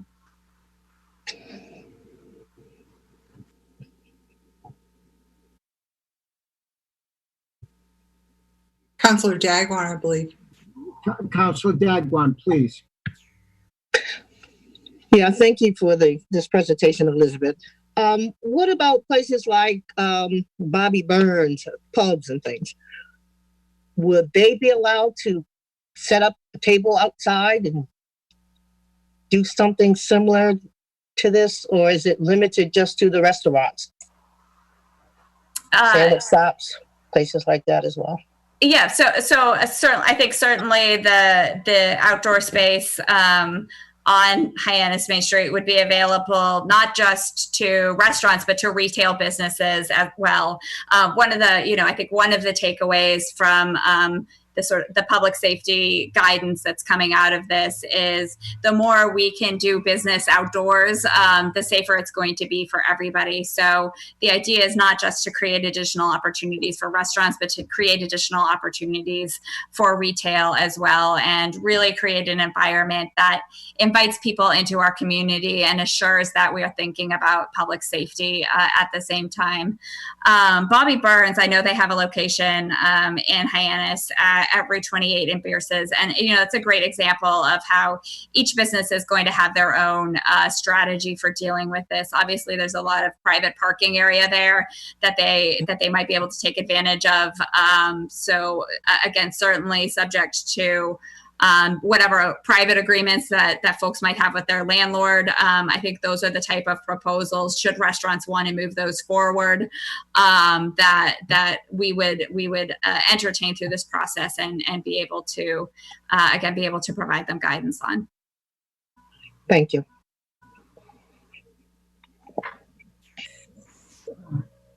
Councilor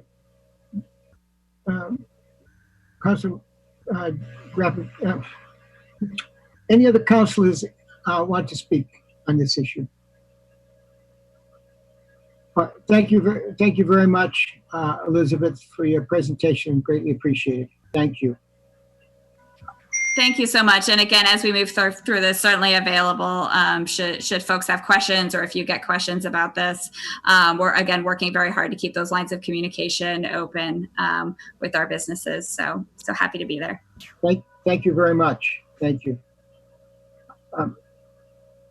Councilors, what I'd like to do now is, Madam Vice President, would you act on the minutes for us, please? Yes, Mr. President, I'd make a motion that we act on the minutes of May 21st, 2020 as written. Second. Thank you very much. We have a first and a second. I'll entertain a motion to do for the approval of the minutes of our last meeting. This is a roll call. Madam Clerk, please.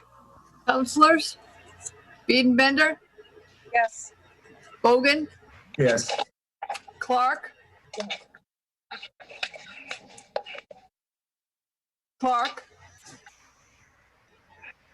Yes. Cullum, Yes. Dagwan, Yes. Rafferty, Yes. Hebert, Yes. Levesque, Yes. Neary, Yes. Schnepp, Yes. Shaughnessy, Yes. Starr, Yes. Steinhilber. Yes. 13 yes. Thank you, Madam Clerk. We'll now go into communications from elected officials, boards, commissions, staff, commission reports, correspondence, and announcements, please. Madam Vice President. Thank you, Mr. President. I'll be brief because I know we have a lot to do with the budget. Just want to give people heads up that on June 9th at 5 p.m., the Asset Management Advisory Committee will be meeting.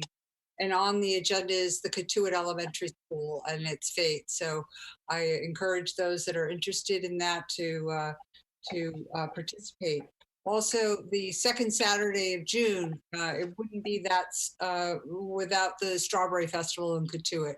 They are going to be holding one, but it's a strawberry shortcake to go. So go on their website, KatuittHistoricalSociety.org, to order your strawberry shortcake. And it's from 12 to 2 on Saturday, June 13th. Thank you. Thank you very much for that report. Councilor Shaughnessy, please. Thank you, President Hebert. This is a call for volunteers for tomorrow morning at 10 a.m. at the Adult Community Center here in Barnstable. They are needing help and assistance with doing up the brown bags for the month. These are bags of groceries that are picked up once a month by folks, generally up to about $250 worth of groceries, but we've got a truck to unload and a lot of bags to pack, and any help is appreciated tomorrow at 10 a.m. Thank you very much for that report, Councilor Shaughnessy. Thank you. Any other councilors? Councilor Schnepp, please. Thank you, Mr. President. With COVID, a lot of our meetings, especially for our independent fire and water districts, have been postponed until June. So I just wanted to announce that the annual meeting for COM, Centerville, Asheville, Marston's Mills, will be on Tuesday, June 23rd at 7 o'clock at the Centerville Fire Station. Councilor Snap, is that going to be a Zoom meeting or is that an in-person meeting? I believe it's an in-person meeting. There was an actual special district meeting on May 20th. Its sole purpose was to eliminate the need for quorum. Okay. Any future meetings of the district. And that passed, I believe. So I'm not sure how many people will be showing up. And I don't know if I've seen anything on the social distancing requirements that will need to take place at that meeting. Thank you very much for that report, Councilor Snap. Thank you. Any other, Councilor Bogan, please. Councilor Bogan. Thank you, Mr. President. I somewhat remiss to do this, but reluctant to do this because I, among all of us, prefer shorter meetings. But given some of the comments that have been made tonight, I would be remiss if I didn't. First of all, with regard to Councilor Dagwan's comments regarding Harold Toby, I am humbled by the notion that I walk in his shadow. I did not know Harold, but I commend him for what he was able to do more than 50 years ago. It also struck me, given the recent events, how much progress we've made over the last 50 years. In some respects, there is some. In some respects, there is a long way to go. As has been referenced tonight, one need only refer to Aubrey. And I have to wonder, people say, well, are you surprised? No, to my mind, it was predictable. One need only look at or listen to some of the voices that come from some of our leaders. They are not words that are designed to bring us together. They are words that, in fact, make that delta even larger. Now, people are frequently saying to me, well, you're different. To which I say, well, what does that mean? To my mind, that's reflective of an inherent bias, if not an explicit bias. Let me commend that people read Langston Hughes' Let America Be America Again. It's very telling, and he wrote it, more than 50 years ago. And I was going to read part of it, although it's too long. So instead, I came across something that my youngest daughter posted on one of her social media pages. And if you'll indulge me for a moment, this will give you a sense of what it's like to be me or Deborah Dagwan in the United States today. I'm at a loss for words that truly capture the visceral sense of despair in my heart after this week. I can't capture the sadness, fear, and anger of my emotions with as coherent narrative as I would like, but I will try to express it through the raw heartache that has filled me with the deepest sorrow. My dad is an intelligent, charismatic, determined, dry-humored man. He has a beautiful voice, and when he calls me every year on my birthday to sing to me, I save the message because I love it so much. He loves cooking, and his food rivals the best chefs on Food Network. I aspire to achieve his quick-witted, humorous remarks that characterize holiday dinners. I have my dad's his smile and dimples, his sense of humor, and hopefully some of his remarkable intellect and drive. My dad has always told me I'm his gem, and when he hugs me, he squeezes tight as he kisses my head. And I don't think anyone loves me the way he does. He loves his 4 children deeply and is so proud of the people we have become. Though the descriptive words I use to identify my dad are endless, the exceptional word white people often endorse first is the color of his skin. He's a Black lawyer. He's a Black town councilor, a Black man. I could go on for hours about the ways these microaggressions infuriate me on a personal level, but it is futile and I am tired. I could argue a million reasons to identify him as a good citizen who is my biggest cheerleader, but none of that would matter if he were at the hands of a white man who was threatened simply by the melanin of his skin. All that would matter in that moment is that he is Black. If the greatest danger in your life this week was finding poultry or yeast at the grocery store and not bringing germs into your home after, you are privileged. If the greatest danger was wiping yourself clean after getting takeout or grocery delivery, you are privileged. If the biggest fear was keeping contact to stay safe from coronavirus, you are privileged. My greatest fear is the color of my family's skin and the risk it poses for them to simply exist in this world. I've cried myself to sleep every night this week because I don't want the last time I saw my dad or my uncle or cousins or my grandma to be the last times. I don't want it to be the last time I hugged them. Black Americans are disproportionately affected by severe COVID symptoms, more so than white Americans.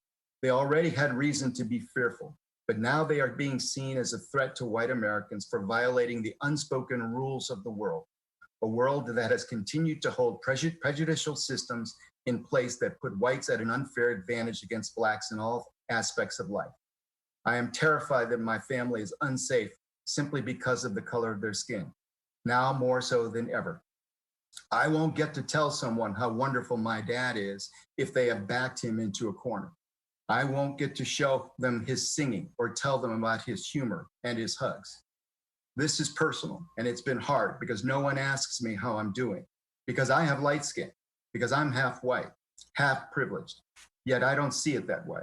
I don't have half his smile or half his humor or intellect. I don't have half of his culture or half of the fear.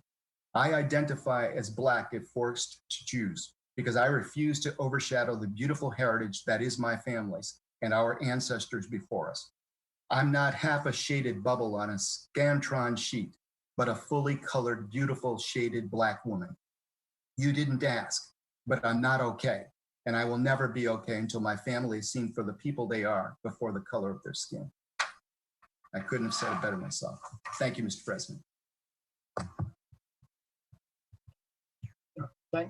Thank you, Councilor Bogan, for doing that for us. And beautifully said. Thank you so much. Okay, so we are nearly into 2 hours. I had said that we would take a break at an hour and a half, so we're slightly late on that, but we are going to take a 5-minute break. It is now 8:52. We have a long way to go. What my goal would be to try to get done page number 1 of old business. That would be page 2, if possible. And then, but no later than 10 o'clock, we're going to stop on the budget for fiscal year 2021, and we will go to the non-fiscal items on the agenda and go through that, which are 6 items. And then in new business, there are 5 items. I'd like to get those out of the way. And then at the end of the evening, we will put everything forward to the June 18th meeting. And then on June 18th, if we cannot accomplish our task of the fiscal year 2021, we will undoubtedly meet again on the last Thursday of the month. Good. So let's take a 5-minute break, but we want to resume by 9 o'clock sharp. We need to all be back here, and we're going to resume. Thank you. Sarah? Sarah, do you have that? Yep, you're all set. Thank you so much.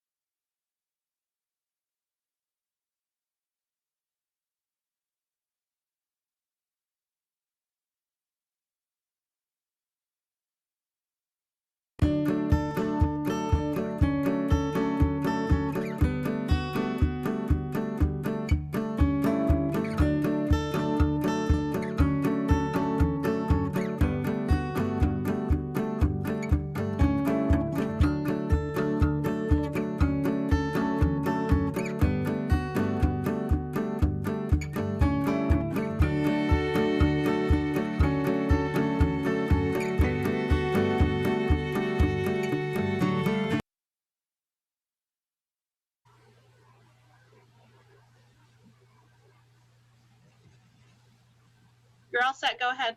Okay, Madam Clerk, do you think we should take another roll call at this point on or not for quorum?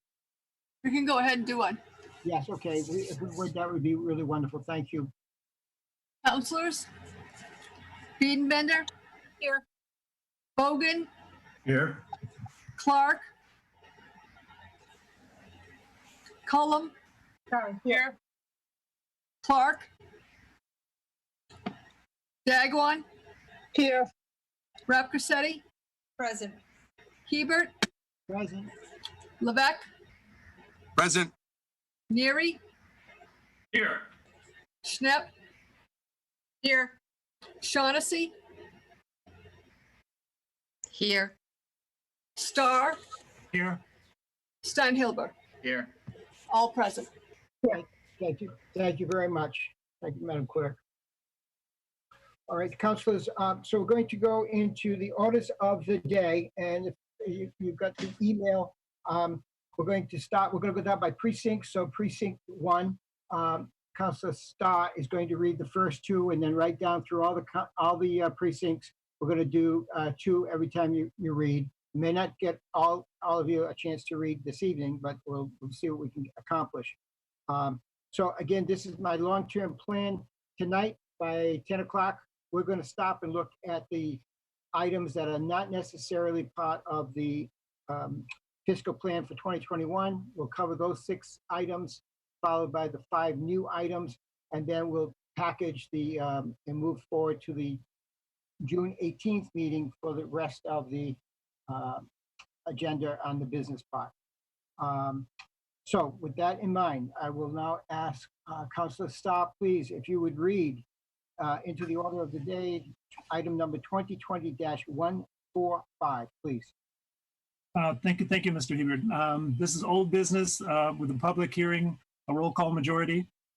Item 2020-145, Barnstable Municipal Airport Enterprise Fund, appropriation order in the amount of $6,841,627 for the purpose of funding the town's fiscal year 2001 Airport Enterprise Fund budget. Second, I just corrected, it's 2021. 2021, thank you.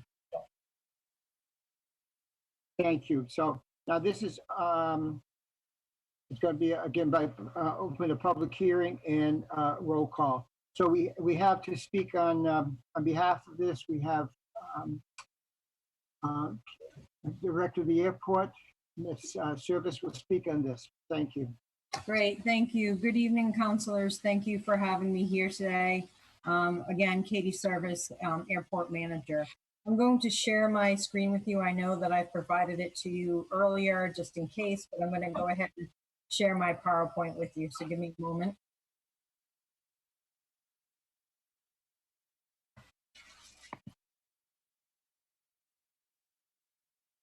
Okay, this is the airport's budget. This slide represents what you have seen in the budget book and what has been made available to you. As you can see, the fiscal year 2021 represents a nearly 15% deduction over fiscal year 2020. As we all know, that a lot of these reductions have to do and represent declines that we anticipate seeing or have already seen as part of responses to COVID-19 and revenue drops that we're seeing at the airport. The fiscal year 2021 budget summary, pre-COVID-19 projections were about 7.9 million. Post-COVID-19 projections, we have brought that dollar amount down to 6.8 million, or what you see there today, 6.841. It's about a 1.1% reduction from what we had initially planned for the airport. The revenue reductions include all airlines across the board, airline revenue reductions, any revenue that's associated with aviation airline business. We dropped by 30% overall in the 2021 budget. The industry right now is showing initial declines, as you can imagine, anywhere between 90 to 100% declines. This week, currently, they started to move into an 80% decline, which is positive that shows that they are improving. They're comparing their numbers to 2019 numbers, and that's where the declines are coming from. But obviously, a very slow return for aviation. They anticipate aviation to slowly return in the first quarter of 2021. But as you know, Hyannis Airport has already been in a recovery mode for quite some time. So I think this will hit us a little bit harder as we move into fiscal year 2021 and on to 2022. Corporate aviation revenues, we showed a 20% decline for revenues. We're actually seeing some positive growth in that sector. We have had our typical jet fuel sales for corporate aviation has returned to normal for the month of May, which was surprising for us. So, but we're still showing a 20% decline for revenues. Land and facility leases, we're showing declines and or termination of leases of some of our airline companies. One being Retrick Shuttle. They determined that they will no longer return in that mode as an air carrier, so they no longer will be at the airport. We show that deduction. Parking revenues are tied closely to aviation, so we're showing a 30% decline in parking revenues as well. Car rentals, we still have a lot of off-airport business that the car rentals have sales with those folks that are not necessarily flying. So we're showing a 20% decline in that sector. For expense reductions, we reduced our salaries, standard 2% step and 0% for cost of living increases has been instituted across the board. We reduced our seasonal staff from our typical 5 to 3 for fiscal year 2021. We reduced a number of repair and maintenance funds by 5%. Just wanted to note here that I initially already reduced some of those numbers below what we had for 2020, so this was a further reduction. We also reduced elective training and any conferences that we were going to attend to help build the airport business. Reduced some on-call contracts and other lower priority items as well. We've also made some significant reductions in our capital outlay. So a few things to note. The airport, as I said, was already in recovery mode. We developed a business plan that identified new opportunities for the airport that we started to implement.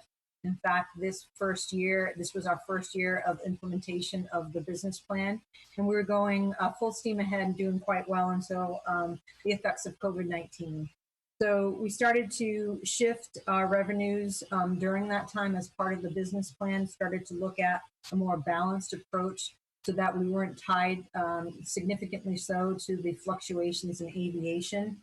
But unfortunately, COVID-19 hit and it affected many of us within the industry. And we still have 5 of our top 6 revenue producers are aviation. So yes, it will affect us, but we have plans to move forward even with those effects.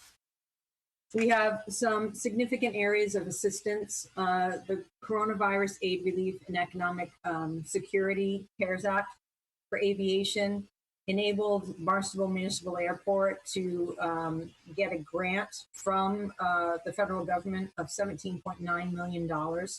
This will significantly help the airport as we move forward in this new normal post-COVID-19.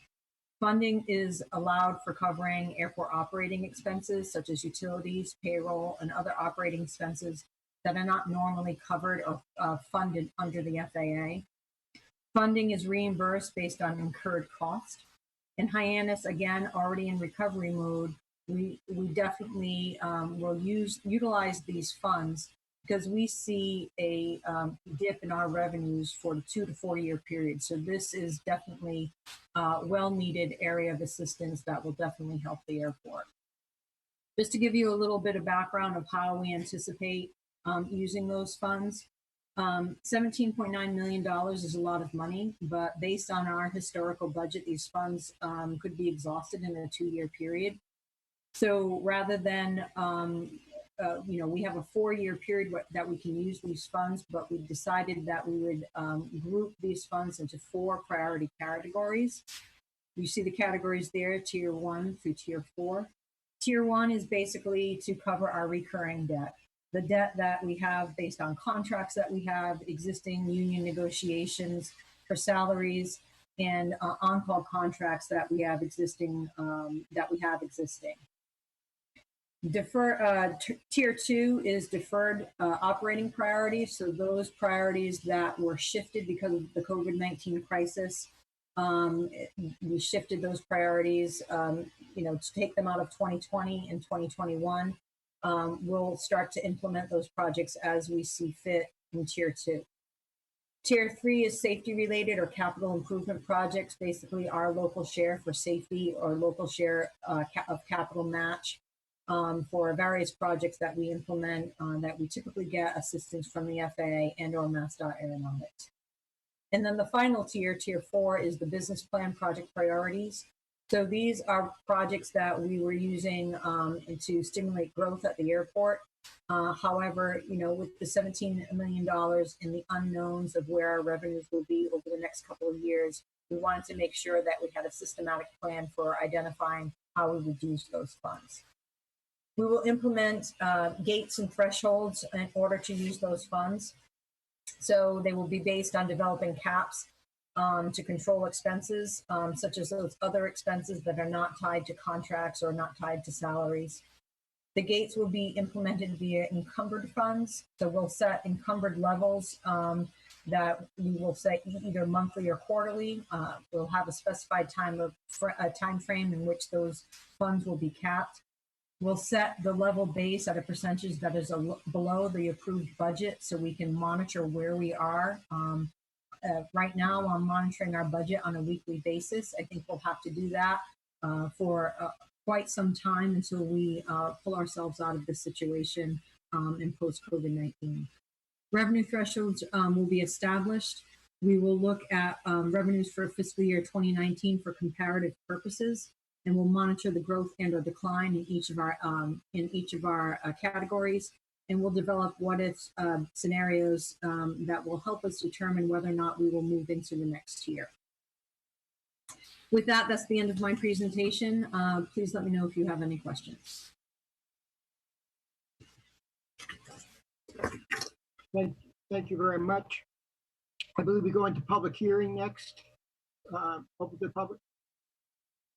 And then more council questions. Katie, do we have, I'm sorry, Sarah, do we have anybody in queue for public comment?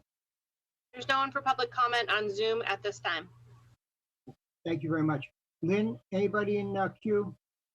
There is no one on the phone at this time for public comment. Thank you both. Thank you very, very much. Okay, so councilors, questions of Director Service. Cullum has a question. Councilor Cullum, please. Yes, thank you. Thanks for the presentation, Katie. It's always great to hear how you're managing all the different issues that hit you rapid fire over there. And I know we were really hoping on an awesome year this year to turn things around over there with the way things are. But I do have a question. Has anybody from the Kmart Plaza asked for any rent relief, or do you anticipate that happening from WS Enterprises? Thank you for the question. We did provide an option for rent relief for our tenants. It was an opt-in policy. We had about 5 tenants that opted into that. WS Development did reach out to me, but they were not interested in opting into that rent relief. They did offer to purchase the property if we were interested, but that's one of our ways that we're diversifying our revenue stream. So I politely declined. So, and what was the offer for rent relief? Could you let us know? Sure. The offer for rent relief, we had 2 basic premises. One was strict 50% reduction in rent during our typical high summer season. So that would allow some of our tenants to make additional funds if they needed to, but it would be reimbursed to the airport within this fiscal year. So the months of May, June, July, and August, they were allowing for 50% rent reduction, but that needed to be paid back, or it does need to be paid back by the end of February 2021. The second option that was offered to our tenants were those tenants that provide a percentage of gross to the airport. So during, again, our typical strong summer months, we provided for a 15% reduction in gross revenues during those months to those tenants. And there's about 4 tenants on the airfield that do provide gross revenues to the airport.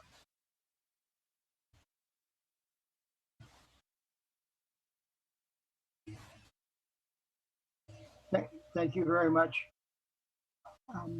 Thank you, Councilor Cullum. Any other questions? Councilor Neary, please.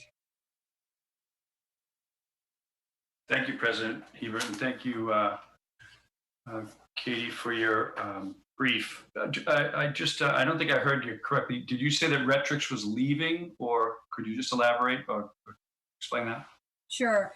Retrix is now Ross Aviation. They're not leaving the airfield, but they've decided to opt out of providing commercial service. So the entity of their company that was called Retrix Shuttle is no longer operating at the airport. They still have their facility where they're providing services to corporate aviation at the airport.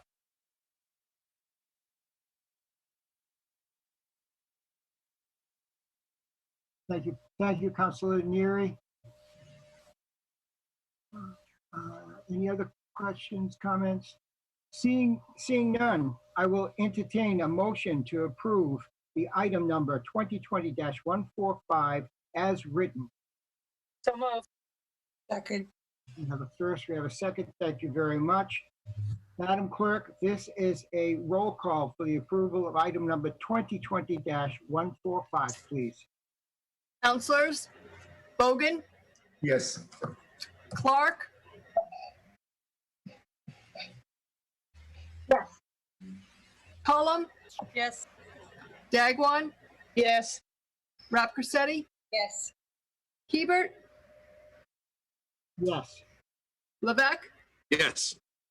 Neary, Yes. Schnepp, Yes. Shaughnessy, Yes. Starr, Yes. Steinhilber, Yes. Biedenbender. Yeah. 13 yes. Thank you.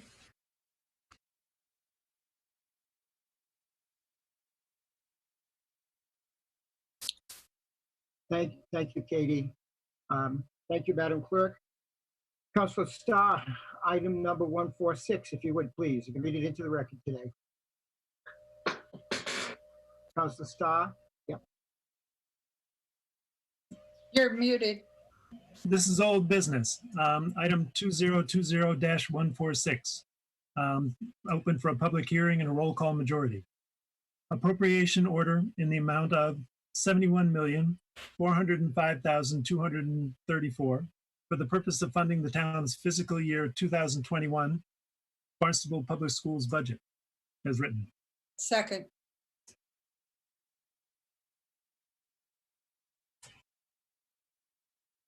Thank you very much. And for our rationale and explanation, we have Superintendent Mayor Brown with us. Thank you very much, Superintendent. Good evening, council members. It's a pleasure to be with you tonight to present our budget. I'm joined by Mayor Brown, Superintendent. I'm joined by Gareth Markwell, our Deputy Superintendent. We're going to share the presentation. I believe Gareth has the presentation to share on the screen this evening. Sarah, could you just make me a co-host again? Sorry. Gareth, I forgot that you got knocked out. I'll have to share it for you. Give me 1 second. Okay, thank you.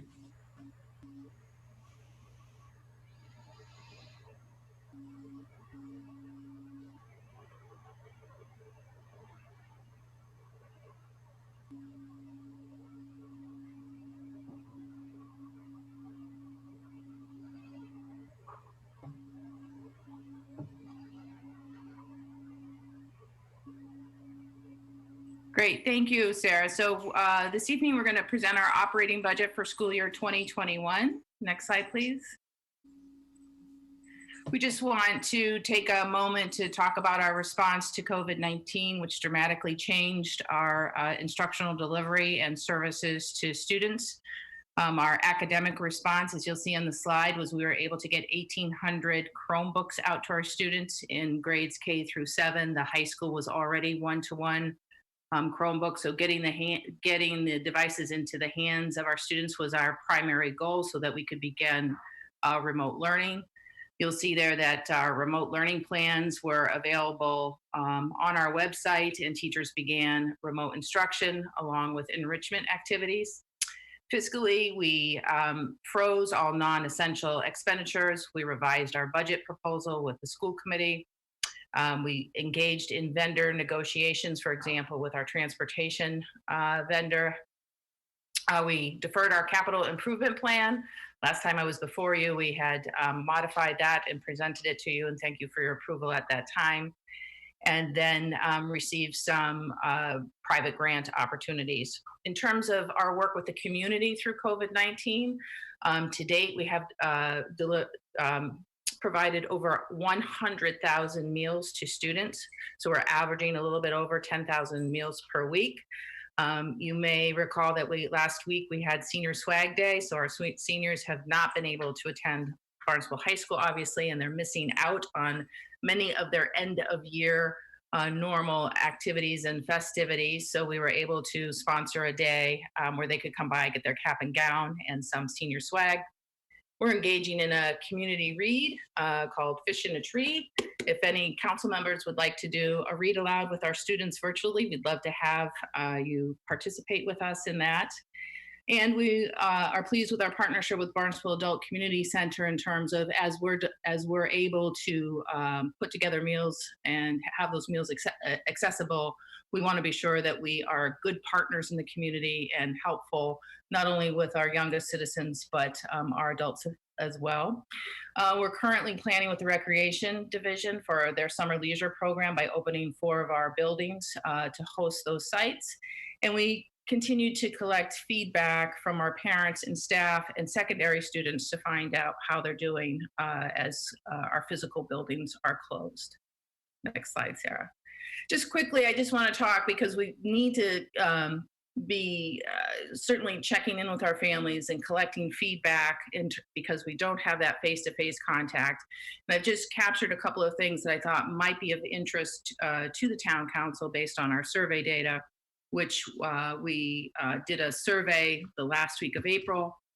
We had more than 55% of our families respond to the survey. Surveys went out in English, Portuguese, and Spanish. I think what's telling in this survey is almost 50% of those that responded are essential workers who are also parents trying to facilitate and coordinate remote learning at home. The second piece of data there, we asked our families, is our remote learning plan providing you the updates and information you need to support your child's learning at home? You'll see there that the majority of our parents agreed with that statement. Next slide, Sarah, please. We also asked, were they getting the support that they needed from their child's school to help with schoolwork? You'll see, again, the majority agreed or strongly agreed. I wanted to check in, how's communication from staff, school, and the district? 83% of our families that responded said it was just right, 11% too little. When you sort of disaggregate that data a bit between school, district, and staff, it was just right was more so from the district because in the beginning, we sort of controlled a lot of the communication coming out from the district level rather than a teacher level. And then the last piece of data I have for you is if you could change anything about your child's remote learning experience so far, what would it be? And you'll see there 60% of families said the workload and assignments were just right. And then we had about 23% of our families saying, you know, we wish our child would have more assignments, and 16% expressed that they wish that their child would have fewer assignments. So again, this data was captured from the last week of April, so it gave us the opportunity to work with our educators and staff to say, here's the data, what do we need to do to increase that 60% to a better number? Next slide, Sarah. And then we asked our teachers, what percentage of your students are meeting your expectations for submitting assignments? You'll see again, most of our students were meeting their expectations. And then finally, we wanted to know from our staff, were they getting good communication from us at the district level? And again, it sort of mirrors what you saw with families. that 85% felt the communication coming out of the district was just right. Next slide, Sarah, please. Thank you. Shifting into taking a look at, this is a lot of numbers, very busy slide, but the purpose of this slide is to show you from 2016 to 2020, who are our students. I asked Gareth to highlight the economically disadvantaged row for you so that you could see beginning in 2016, our economically disadvantaged student enrollment was 29%.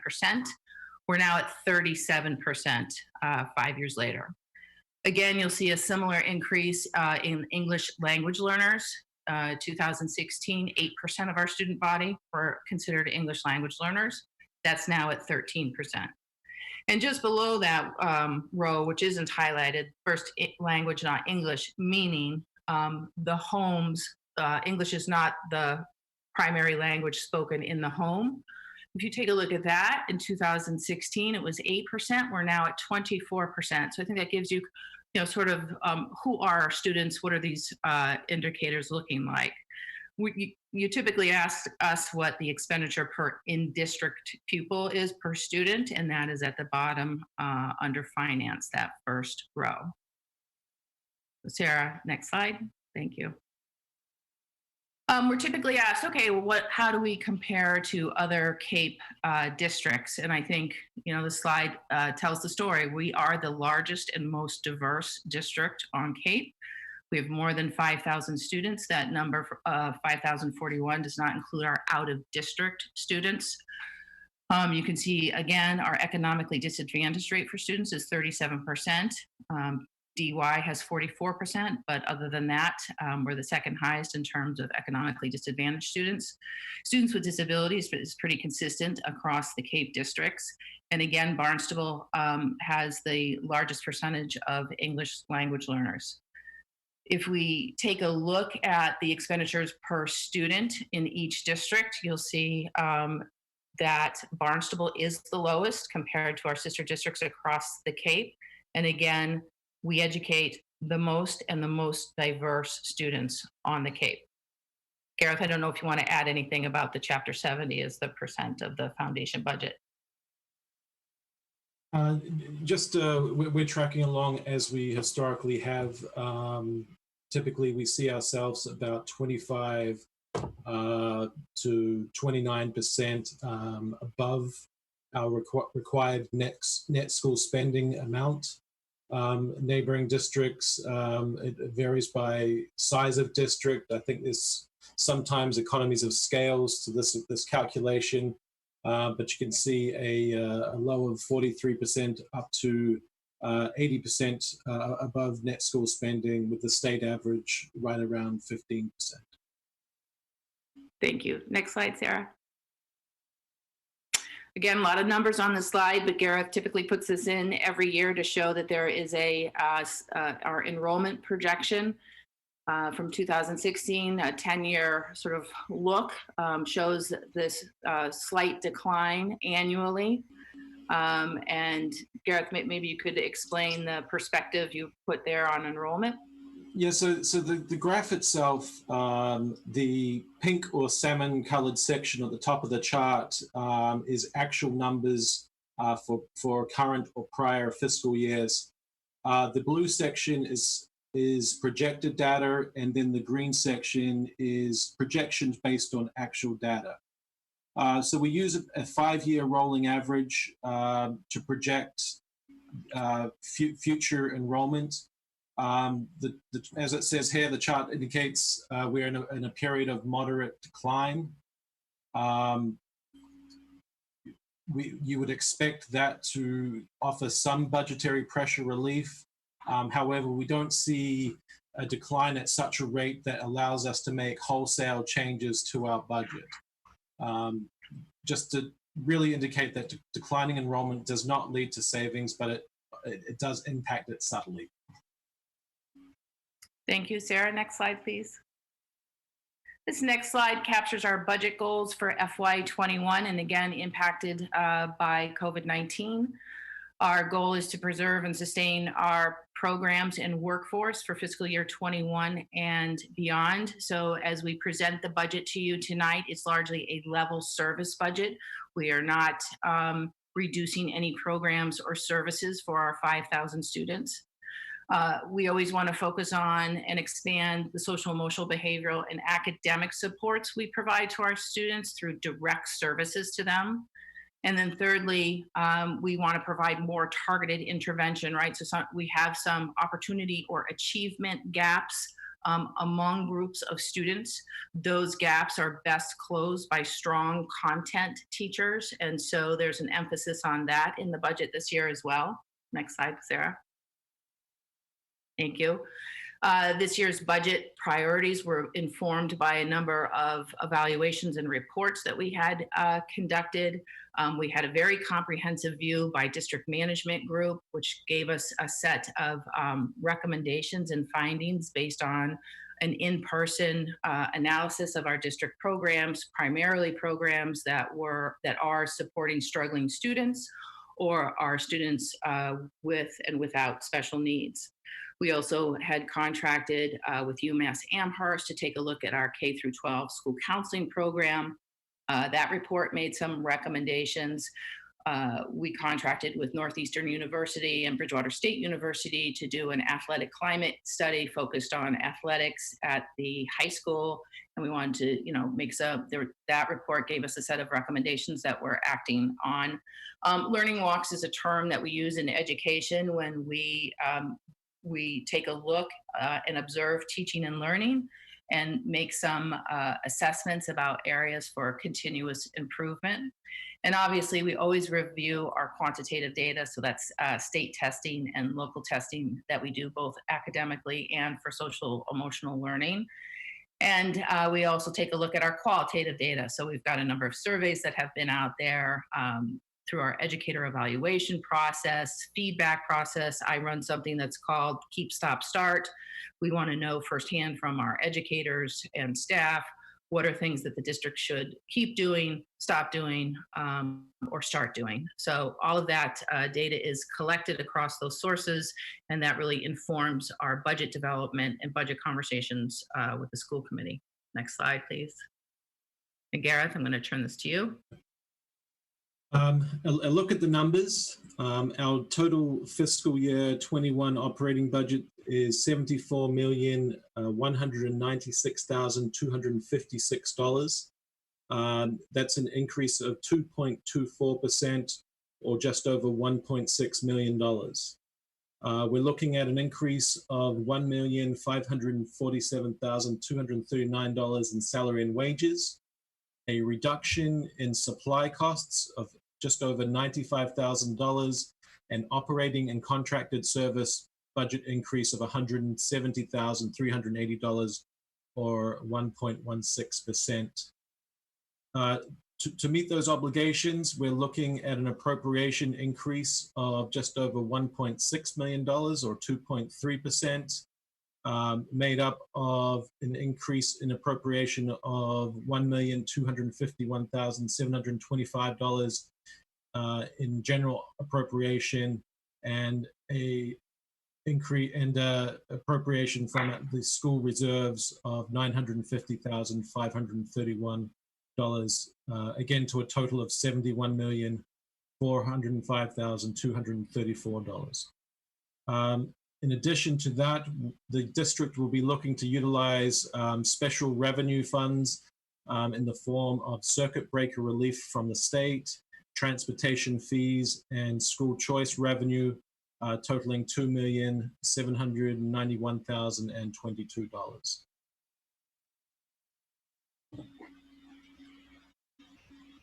Next slide.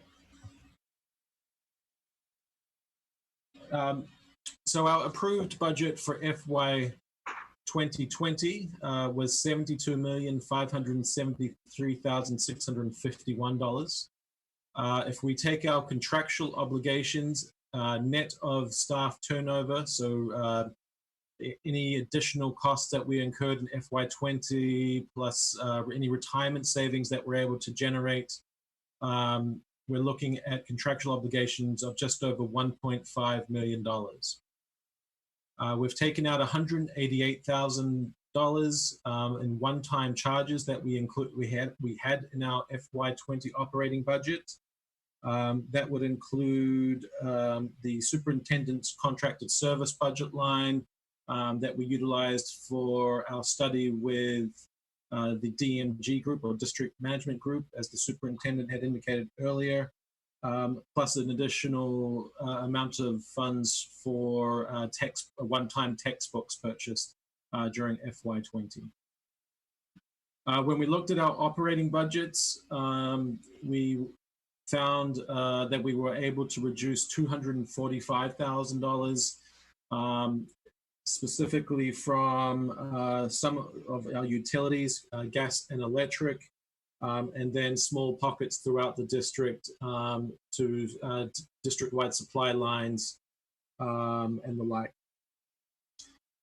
We're proposing 6.4 FTE reductions in staffing, equaling $338,429. Our program for our partner program with the New England Center for Children, we're proposing expanding that due to enrollment and student need. We'll be hiring 2 full-time instructional assistants and incurring additional contract service fees with the center for a total of $151,309.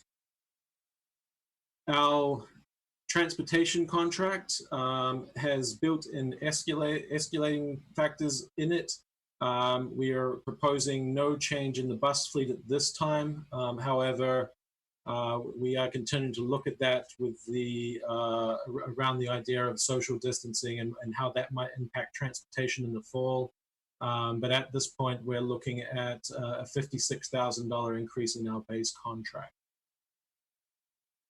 One of our largest cost drivers for FY21 is our out-of-district tuition.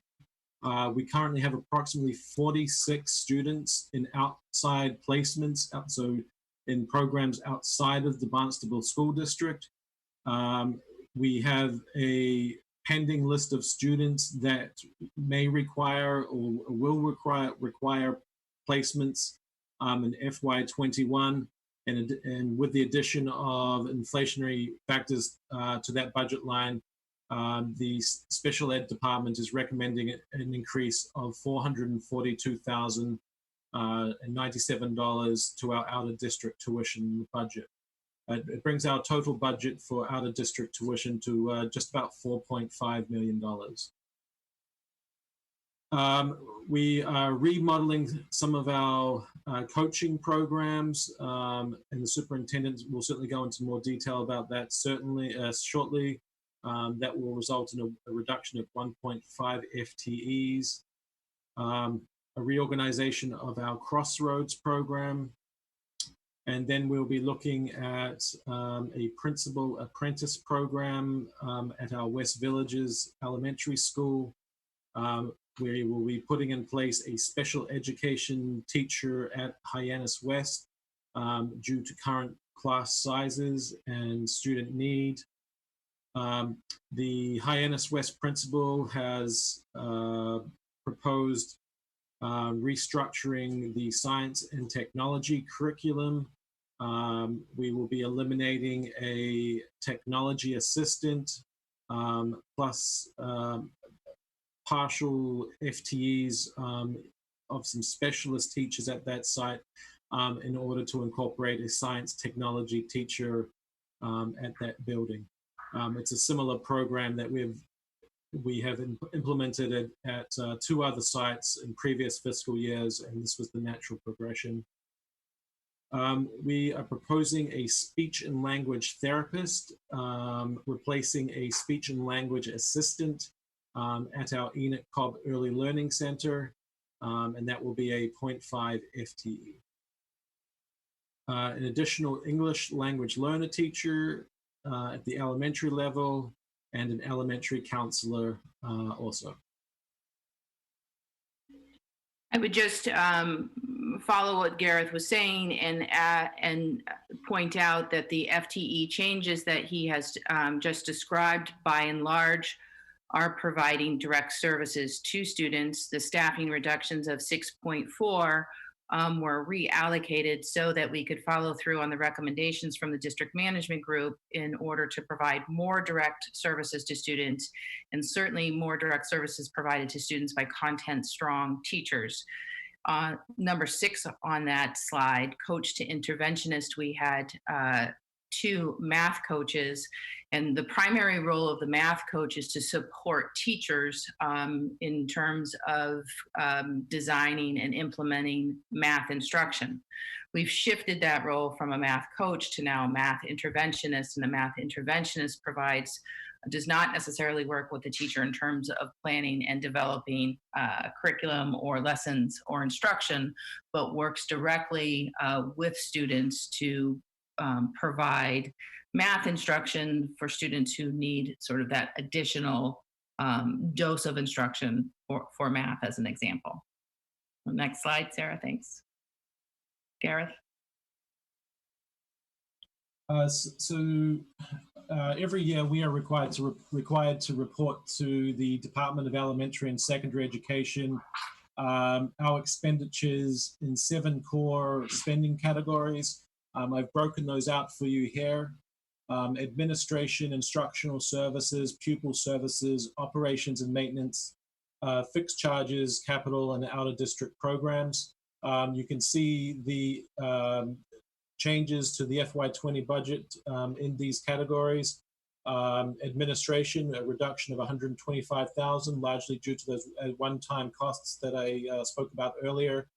The largest increase in instructional services of $1.3 million.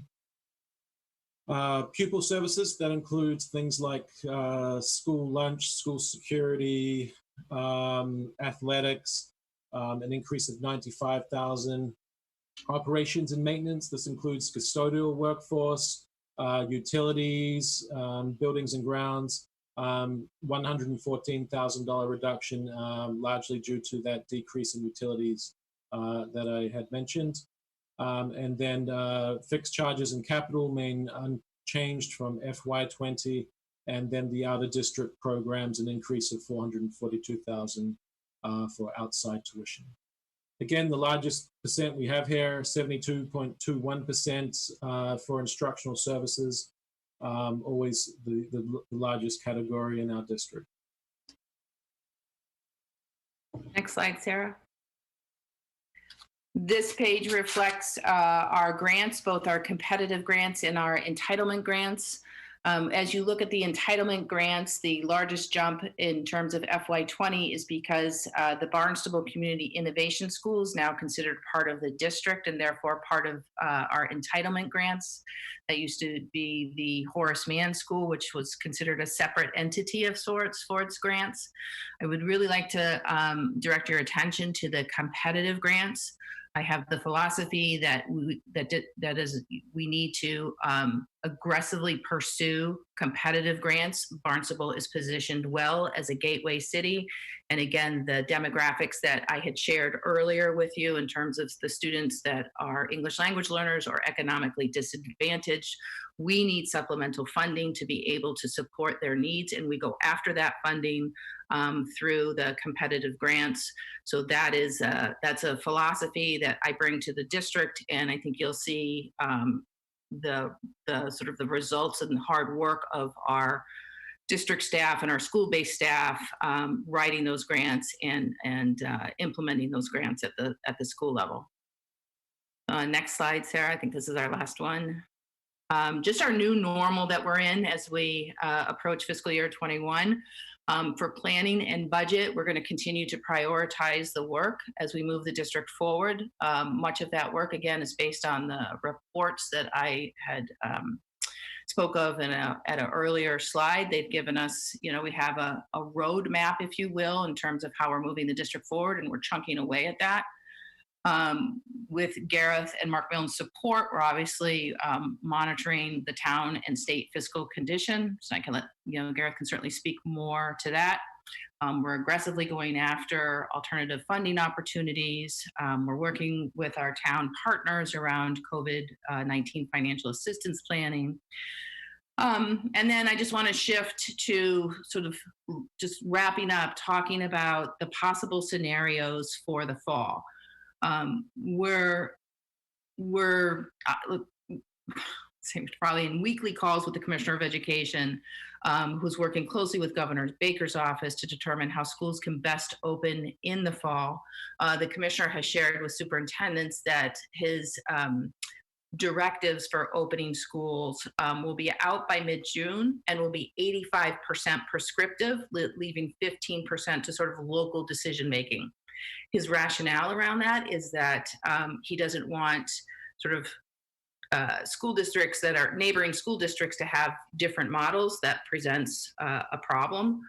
We'll see what that guidance looks like in mid-June. I'm not convinced that a statewide approach to reopening will give us the flexibility we may need locally. If I think about that slide that I showed you earlier in the presentation, that almost 50% of those that responded to our survey are essential workers, we need to be able to open schools in a way that supports our families. So more to come on that. We can envision that it might be one of four scenarios that we are faced with, and we may need to pivot among and between these scenarios. There's certainly remote learning 2.0, and I'm going to say 2.0 because we've learned a great deal from our March 13th to June 18th remote learning period. Our teachers, in my estimation and judgment, have done a terrific job. Our teachers don't go to school. K through 12 teachers do not go to school to be online instructors or provide remote learning. They're trained and experienced in classroom learning. So what our teachers have had to do in terms of learn the technology themselves and shift to remote learning in a very short period of time, I think has been remarkable. We've learned a lot, and if we need to shift into remote learning at some point as we open or during the fall, depending on if the virus spreads or there's further community spread that would require us to shut down for a period of time, we've got a better tool now in our tool belt around remote learning. We could have split or rotating schedules, which would mean due to social distancing, we can't have all the kids in at the same time. So how do you split and rotate schedules? The commissioner foreshadowed, I think, for us that he might be requiring a week on, week off. So some kids go to school 1 week and then they stay home the second week for remote learning, and vice versa. Or we could have a phased-in opening with remote learning, and that is we identify particular students that need to come in and have face-to-face instruction while other groups of students would stay home. Or we have these rotating schedules in combination with remote learning. So again, it could be any of those scenarios. We are not waiting for the guidance to come out. We're planning for each of those scenarios so that when the guidance is released mid-June, we are ahead of the game because we've already done our planning and we can be closer to implementation. And that concludes our presentation.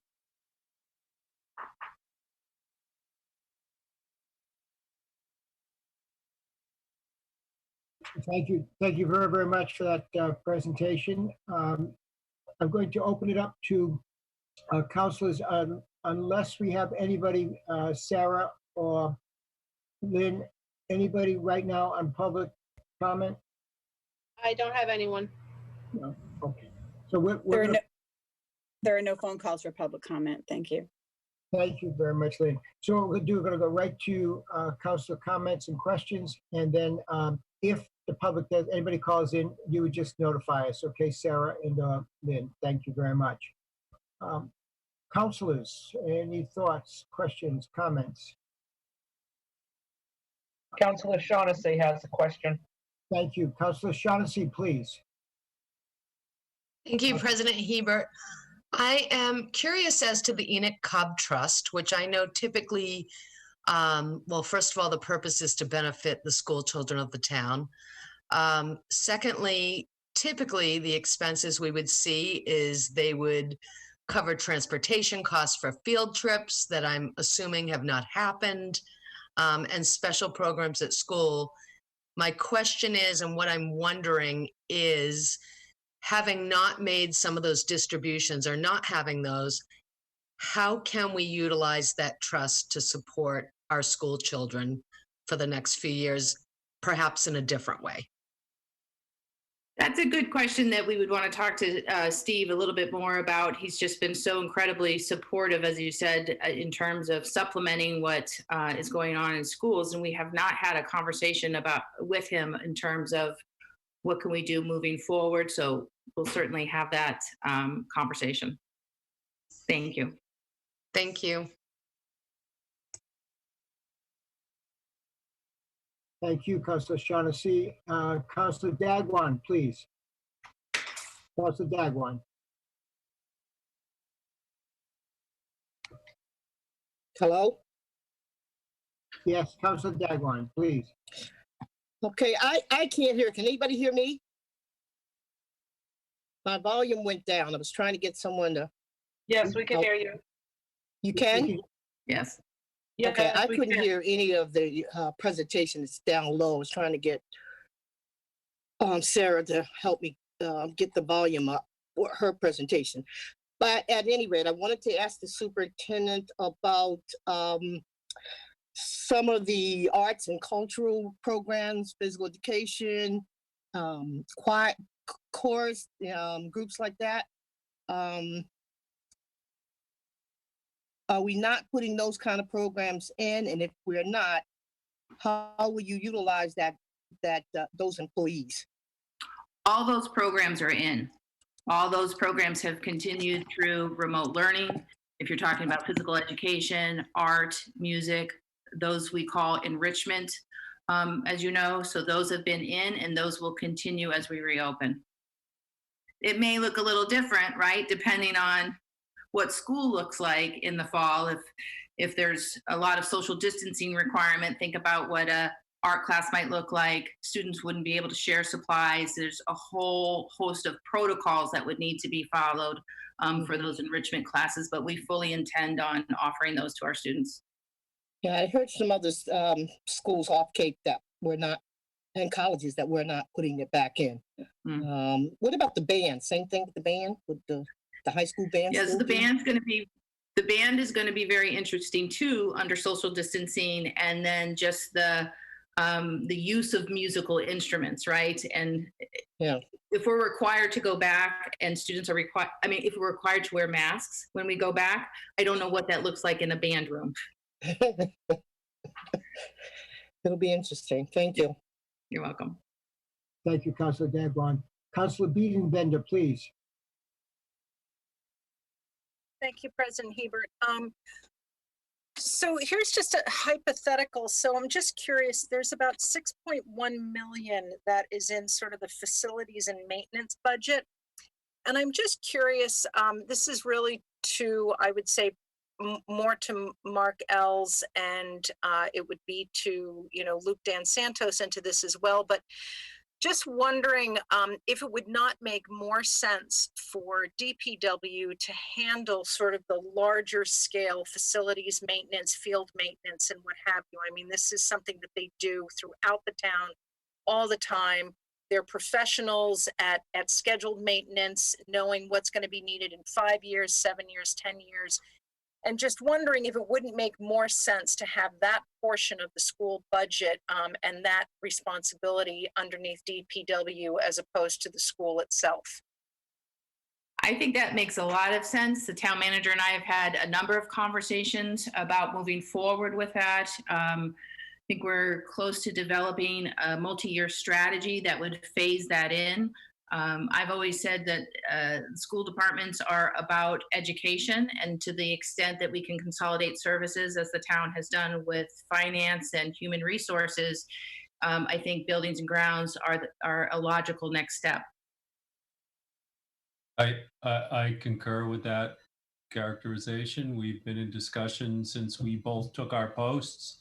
The focus has been more on grounds at this point, and we were ready actually to roll out and unveil a plan where Public Works would be maintaining more school grounds. But with this reduction and not proceeding with some of the capital programs at this point, we have paused, and I expect we will resume. There should not be an assumption that this will be a cost savings. We've spent a decade building Public Works to where it needs to be to maintain grounds properly. We've added staff, we've added operations costs, operating budget rather, I'm sorry, and we're in a good place in our Structures and Grounds division relevant to municipal facilities. We would need to get our school department there.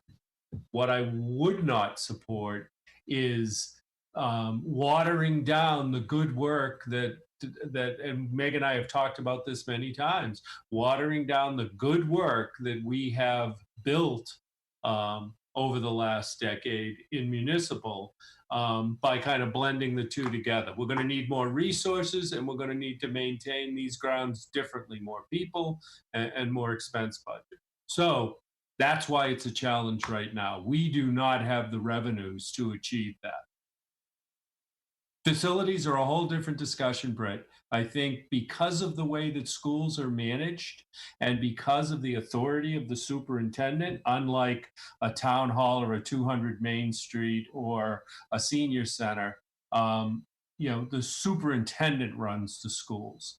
The town manager runs all the other facilities. So we have to do a very thoughtful plan that allows the superintendent to be able to exercise those authorities, even if we are maintaining aspects of those facilities. And that'll just take time. It can be done, but it'll take time. Thank you. It's good to hear. And I will just add that I actually wasn't looking at it as a way to save cost. I was looking at it to Superintendent Mayo Brown's point that we're here to teach, and this is a whole other added responsibility that potentially could really be handled quite well under DPW. So I'm actually just looking at it from the perspective of who is best equipped to do the best job with it. And I actually wasn't even looking at it from a budget perspective. I was thinking of it more just sort of what makes sense. So I'm glad to hear that you're talking about it actively and that there are plans to sort of roll it out over time. So thank you. Yeah, I pointed out the fiscal, though, not as a constraint, but as a reason why we weren't doing it now, this fiscal year. Because obviously we do have significant revenue challenges ahead of us. Yeah. I saw Councilor Neary had his hand up. Thank you, Councilor Biedenbender. Councilor Neary, please. Councilor Neary. Thank you, President Hebert, and thank you, Dr. Mayo Brown, as well as Garrett, for putting this together. I did have a question. I have a couple questions here. I don't want to throw them all at you at one time. So give you maybe time to respond to each one. You touched upon the possibility in the foreseeable future that remote learning may become somewhat of a normal, and it could, depending. We don't really know where things are going. And if you don't mind, it kind of went by fast, but you've had the foresight to go forward and do surveying, not only from the student population, the parents, but the staff as well. And I think, I believe it was on slide 5. I don't know if you want to pull it up again, but it indicated that, at least what I saw quickly, was more than 50% indicated that the students, I took it to be, were not meeting expectations. And I'm not sure whether that's a good thing or a bad thing. What my question would be is, in a normal school curriculum, is that a similar statistic, I guess would be my question. In other words, from the staff's point of view, it's a bell curve, I assume. So do 50% of the students not meet expectations, similar to what I was reading there? Because if I'm reading this right, it says, what percentage of your students are meeting expectations for submitting assignments? And you got, 30, 16, so you've got about 40, high 40s, and then you get another in there. The other is the NA and the others, I guess. Right. Those really don't tell us too much. I'm just curious, is remote learning, I know it's early, is it, let's say, trending at if you were to ask that same question to your staff about learning that occurs in school, do you think that the stats would be the same? No, I don't think the stats would be the same because that face-to-face interaction, right? That seeing your teacher in person on a daily basis. Sure. And this is sort of grouped. It's not we disaggregated it by elementary, middle, and high, and probably what you would expect. It wouldn't surprise you to know that elementary students, probably because the parents are more engaged with that, they're getting their the rates of submitting their assignments are higher than our high school students, right? But no, that would not mirror what we would sort of the grade distribution that you would see. But it definitely tells us the degree, or one of the things it tells us is the degree to which our students are engaged by submitting assignments. And we worked with our high school teachers because they wanted to make sure that they could continue in grade in some form or fashion, right? Because they wanted the work to be required and meaningful. And they felt it was a way to keep students engaged, is that it had to count for something. So thank you. So I'm going to then follow it up by, as this thing kind of continues, if we continue to be teaching remotely, the data that comes back in this particular question or line of questioning, maybe split out by grade, would be something that would be really interesting or important to know. Like, are we reaching these students on a remote basis? Because that could, in effect, become the future of what we're going to teach, and hopefully just the short term. Does that make sense? Right. It makes total sense, and I would add to that, if we're in a situation, if the commissioner recommends we do some sort of phased in approach, right? There's been some talk, keep the high school kids at home, right? And get the younger kids physically into school. We may really want to think about that, because this data is showing us that the high school kids are less likely to be engaged with remote learning. But that's a dilemma for our community, right? Parents can't go back to work if school's not open. Correct. So daycare and all of the associated things that come with it. Thank you. I do have just a couple more, and I'll keep it short. With what has gone on with the school and staff, has any staff, say, not involved with maybe day-to-day remote learning, those type of things, has any of the staff been furloughed during this period at all, or laid off in some fashion? Okay. No. And then finally, it looked like, just on the body count, it looked like it may be shifting or role changing. It sounds a little bit, you're removing approximately 8 bodies.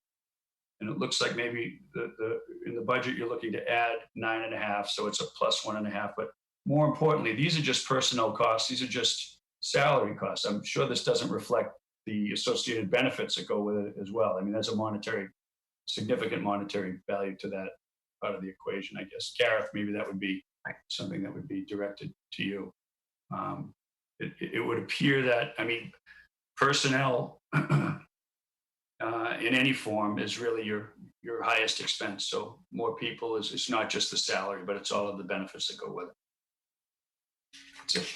I would just respond to that. In the case of this year, while we do see an increase in FTE, there's actually going to be a net decrease in the physical number of people.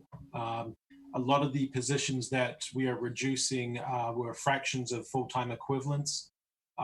So in actual case, we will be offering benefits to fewer staff members under this proposal. So is that math that's been put into your budget request as well? I would think. The benefits for the district are included in the fixed cost category in the municipal budget. Mm-hmm. However, we look at those equations to make sure what our impact may be on that budget, and that is included in the allowance of the benefit budget. Thank you. Thank you, Councilor Neary. Any other councilors with questions or comments to the superintendent? Or Mr. Councilor Cullum, thank you. Councilor Cullum, please. Yes, thank you very much. Thank you for the presentation. I appreciate it. I have a few questions and some concerns. My primary concern is, are we planning for building a better Barnstable? That's my primary concern. And that's primarily what we're charged with anyway in the position that we're in on the town council. So ideally, COVID will go away and we won't have to worry about it anymore. But if COVID doesn't go away and we have 65% of parents saying they're okay with what's happening remotely, I don't call that a win. You know, and it bothers me that I don't see a line item in your budget for a consultant to come in and really shoot holes in the successes and failures and figure out where we are, where we were, and where we can go. And also, I'm worried that it doesn't embrace the future in making Barnstable maybe a mecca for remote learning. I'm really concerned about these things. And I think I've been pretty vocal and pretty honest about it in the past. I like just even the social emotional learning piece. There are so many inconsistencies with what's happened with the remote learning thing. You know, my son has about 5 hours of homework a week, right? But I talk to other parents whose kids are in the high school that have 20 hours of hardcore instruction a week. That discrepancy alone would make me as a leader want to have a consultant come in and outline what the successes and failures are. And then from the failures, take what the opportunities are, and then from then move that forward. So as written, I can't support your budget, and I'm really sorry about that. I worry for the future if COVID comes back, and not even just if COVID comes back. If there's a larger opportunity where we're not constantly in a situation of like declining enrollment, which we have been since I've been a counselor, we have an opportunity here to really bolster Barnstable, and I don't feel like it's being embraced. So I'm sorry, but I'm not going to be able to support it. Thank you. Thank you, Councilor Cullum. Councilor Steinhilber, please. Thank you, Mr. President. It'd be helpful if maybe you could walk the council through a timeline here. I've received a number of comments and concerns that this is the only department in town that has come to us with an increase. You know, we had budgets that we were working on prior to COVID, which were much different. And then obviously this is an act of God type situation. So every single department really had to tighten their belt. There was a advisory that went out, you know, from our finance department, from our town management, reducing all departments by roughly 2%. And that happened back in, you know, March, basically when this, you know, set upon us. No one expected this. Obviously, I think a lot of people would point to COLAs in this regard. Obviously, the rest of the town, COLAs aren't happening. This is the one department where apparently they're being allowed to happen. I think the term regressive bargaining gets thrown around.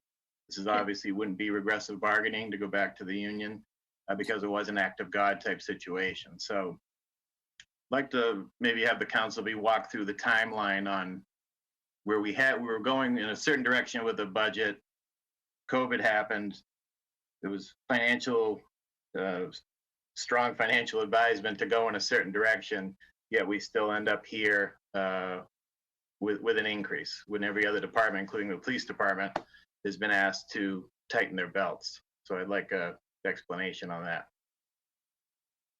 I'm happy to have that conversation. I do want to caution us that we are in collective bargaining. The conversations that we are having with the Barnstable Teachers Association are privileged conversations in executive session, which I know you understand. So it's very limited in terms of what we can actually share in that context of the discussion. You know, I can tell you specifically in terms of bargaining, we started with our Teachers Association in early November with establishing some ground rules.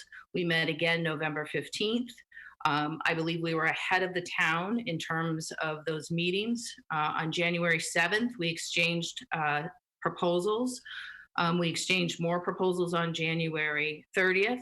On February 27th, there were financial proposals exchanged, and again on March 9th, all pre-COVID.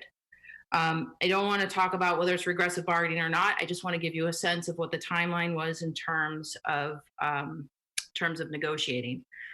I think from my perspective, in terms of the timeline and where other municipal departments have submitted budgets that are a decrease and we're coming forward with an increase is because we're committed to providing a level service to our 5,000 students.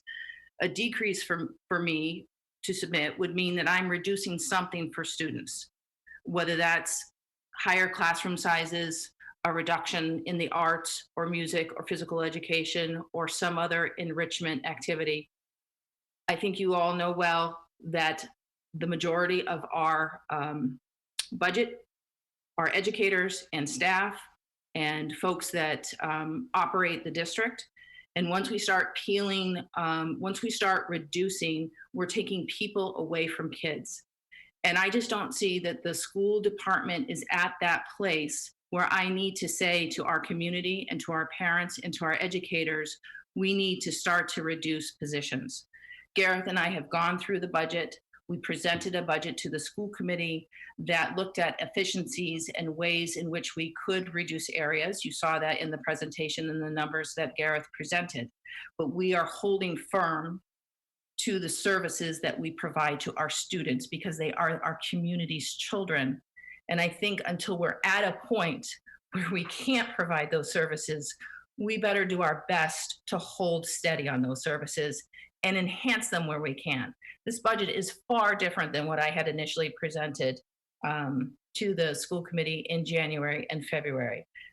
Not that that's a rationale for doing anything now, but we are at level services versus enhancing services and instruction for our kids. I feel as a district, we should always be moving forward, right? Let's make Barnstable better, as you say. We can't make Barnstable better when we start submitting budgets that show a decrease in services. Well, I would just say the other departments in town obviously aren't looking to reduce services. They are tightening their belts. We're all in this together, or we're not. So there has been a kind of across the board agreement that right now took that financial advisement and are tightening their belts. So it was just, like I said, I received a lot of comments. I was curious that this one town department did not take that advice. Thank you. And again, if I just, taking that advice means reducing services to kids. But the other departments took that advice and we are not, reducing services is what I'm saying. But thank you.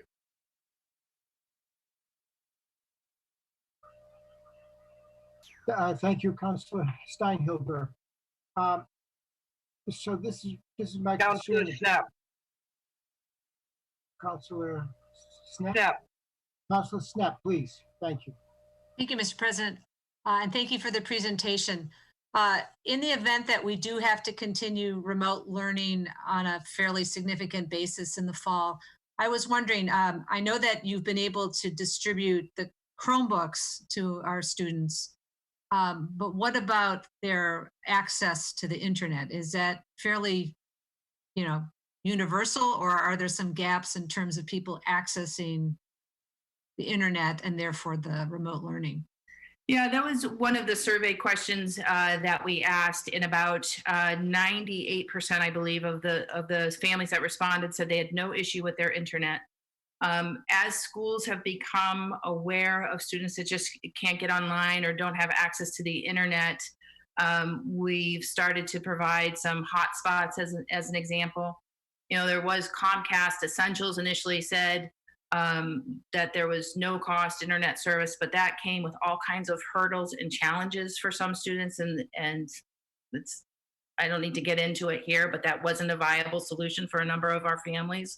But by and large, again, on those that responded, and our teachers have been great in terms of, if we don't hear from a student, if a student's not visible on remote learning and hasn't been engaged, the principal's calling, or at the high school level, the deans are calling. You know, we want to get in touch with that student and their family.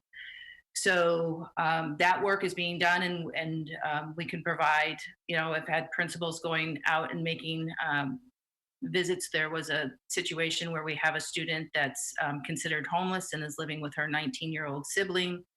At a local hotel. She didn't have her Chromebook. We were able to get that to her, and internet. And then the social emotional part of that is that she doesn't want to go online because she doesn't want her classmates to see where she lives. Right. So there's all kinds of complexities. And that's why as soon as we can return safely to school, we know that we need that face-to-face time with our kids.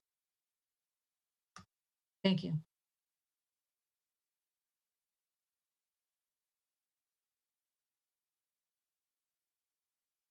Councillor Bogan has a question.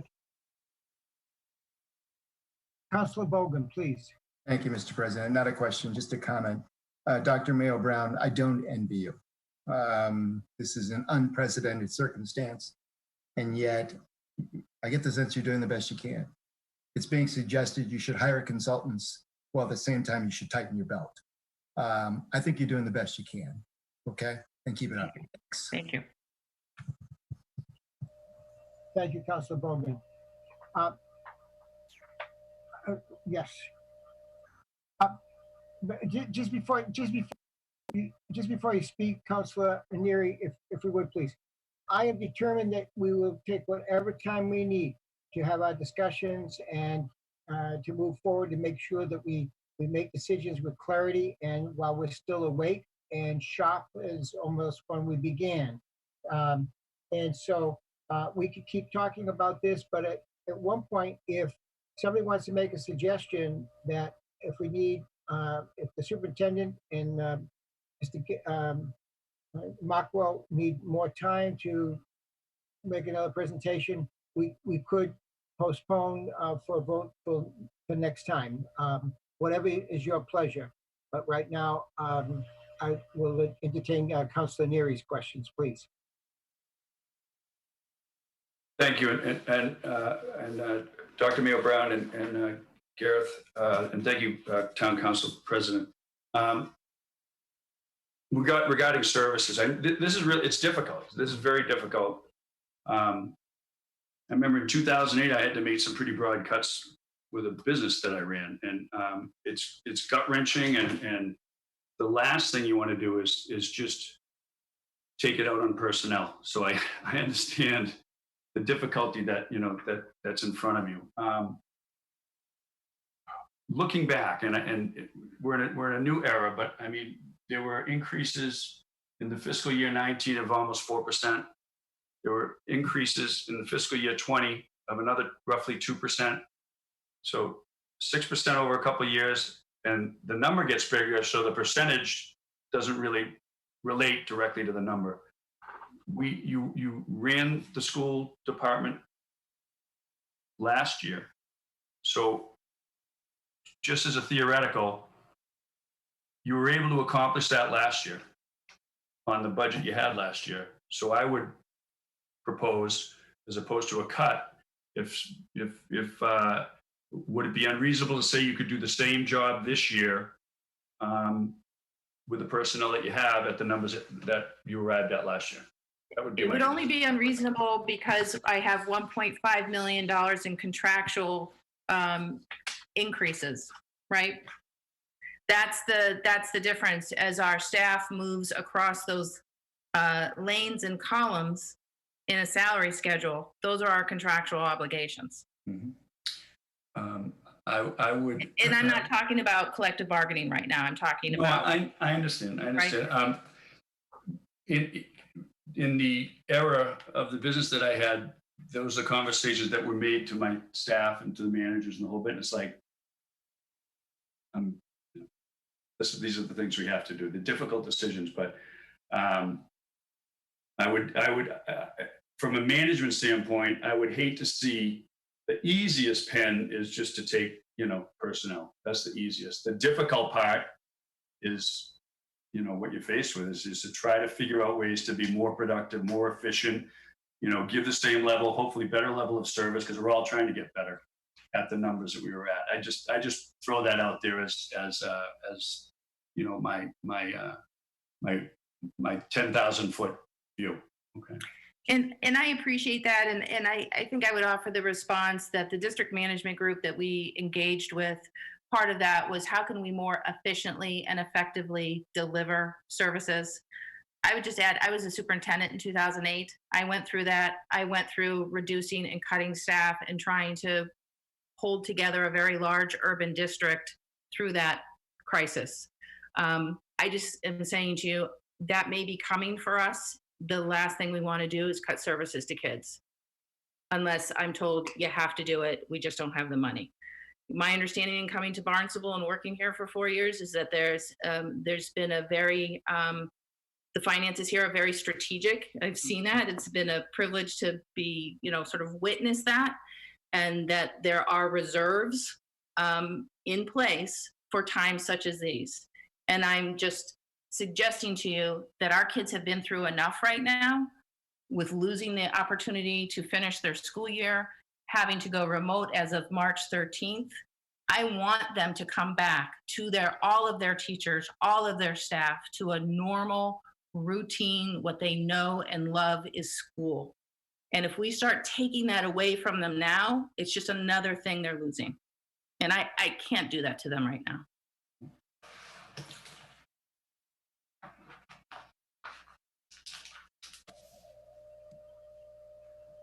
Thank you, Councilor Neary. Any thoughts from the councilors on how you'd like to proceed right now? Mr. President? Yes. It is, right now, it's 10:23, and I know you had said you wanted to continue with other items rather than the budget. I do have a couple of comments regarding the school, but I didn't know if you wanted to continue this item to the meeting on the 18th, or if there's, an appetite for that. Thank you very much, Madam Vice President. So I hear what you're saying. I don't want us to do a rash vote right now that may or may not benefit our situation. So I'd like to ask if there's any other councilors who would like to weigh in on postponing this vote, moving on to other items. I'll make a motion that we continue this item to our next meeting. Thank you very much, Councilor. Second. I'm sorry, did we have a second? The motion is to continue this item to an individual public hearing on June 18th. Thank you. Correct. Okay, thank you. Did we have a second on that? Yes, sir. Okay, thank you. So, We'll need again, a roll call. yes, and again, what we're doing is this is a motion to, Karen, can you help me with this again? Continue. Sure. It's a motion to refer Order 2020-146 as written to an individual public hearing to be held on that order on June 18th. Thank you very much. Thank you. Madam Clerk, this is a roll call. Councilors, Clark. Yes. Cullum. Yes. Dagwan. No, we need to get going on this. Schools need to get moving. Rapcorsetti. Yes. Hebert. Yes. Levesque. Yes. Neary. Sorry. Yes. Schnepp. Yes. Shaughnessy. No. Starr. Yes. Steinhilber, Yes. Beedenbender, Yes. Bogan, No.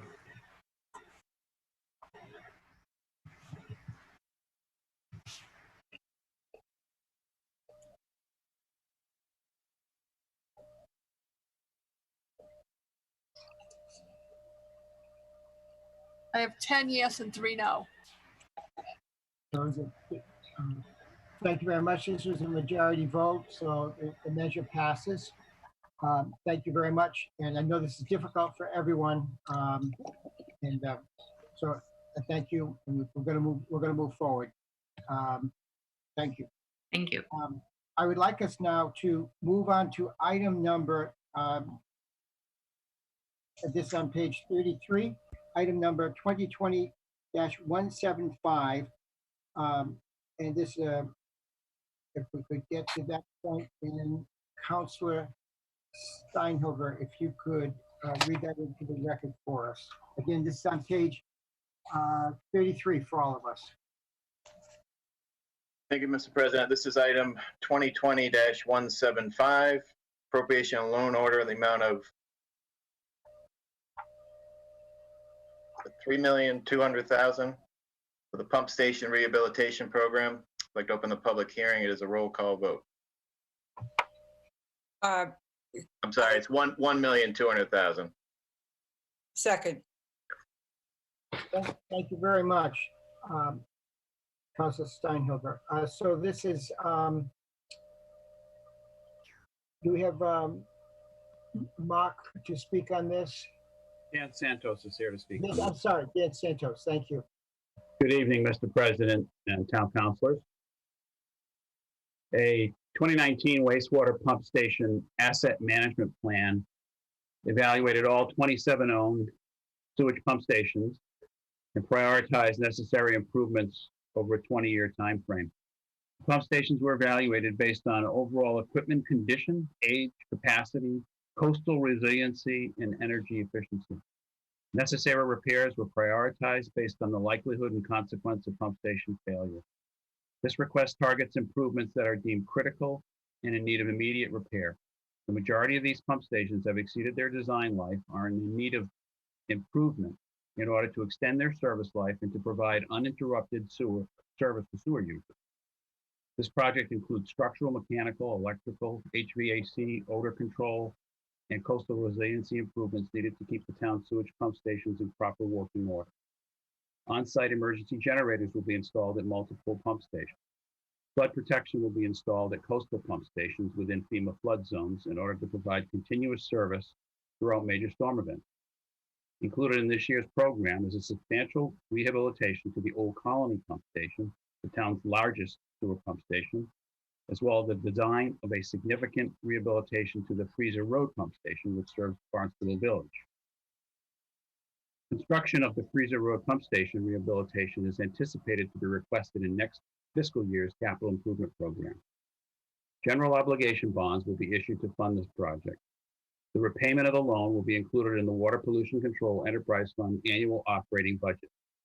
First payment on the loan will be due in fiscal year 2022, and there will be no impact on the fiscal year 2021 budget. The estimated annual loan payment for a 20-year bond using a 2% interest rate is $73,388. It is estimated that the annual loan repayment would impact rates by 1.7%. Thank you. Thank you very much, Dan.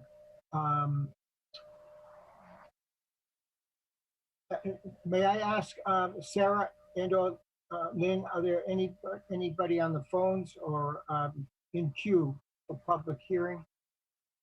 No public comment on Zoom. No public comment via phone. Okay, thank you very much. We'll keep it open while we go into any conversations, questions, comments by councilors, please. Okay, seeing none, I will entertain a motion to approve the item number 2020-175 as written. So moved. Second. We have a first and a second. Thank you very much.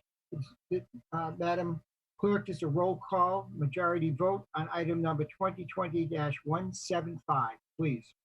Counselors, Cullum. Yes. Dagwan, Yes. Rapcorsetti, Yes. Hebert, Yes. Levesque, Yes. Neary, Yes. Schnepp, Yes. Shaughnessy, Yes. Starr, Yes. Steinhilber, Yes. Biedenbender, Yes. Bogan, Yes. Clark. Yes. 13 yes. Thank you very much. That's unanimous. Thank you. Unanimous. Councillor Steinhilber, again, could you do item number 2020-176? Read that into the record, please. Thank you, Mr. President. This is item 2020-176. This is to amend section 241-47.10 of the Barnstable Administrative Code to remove the Communications Division from the Community Services Department as written. Second. Thank you very much. We have a first and a second. Do we have anyone to speak on that? Yes. Good evening, Mark Ellis, Town Manager. This is a modification to the administrative code, removing the communications division from the Community Services Department. As you remember, last fiscal year, we did this. We continue to progress with the internal reorganization of our existing workforce and created a Director of Communications position and supporting staff under the direct oversight of the Town Manager's Office in fiscal 2020. The primary role of this position includes being responsible for managing and directing our organization's internal and external communications efforts. This position, in coordination with the Town Manager, will supervise public relations, create communication strategy, and may serve as a primary media contact for the organization when appropriate. The position also oversees the town's public education and government access channel enterprise fund and its associated staff.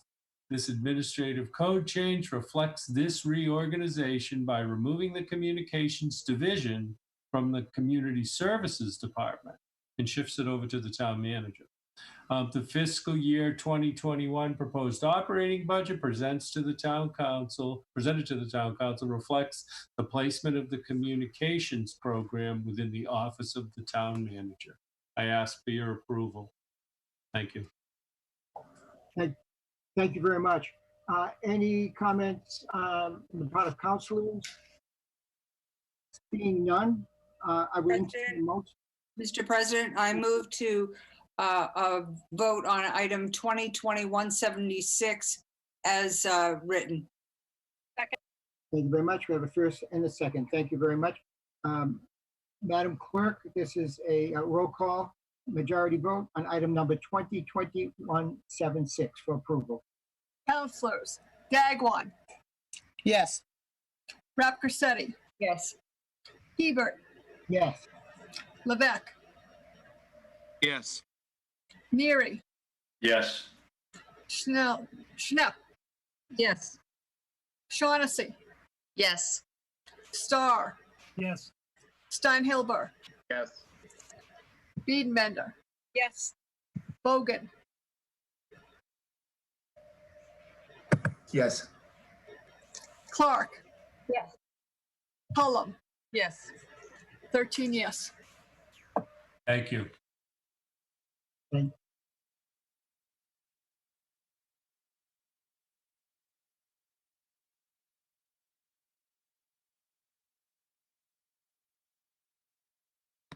You're on mute, Paul.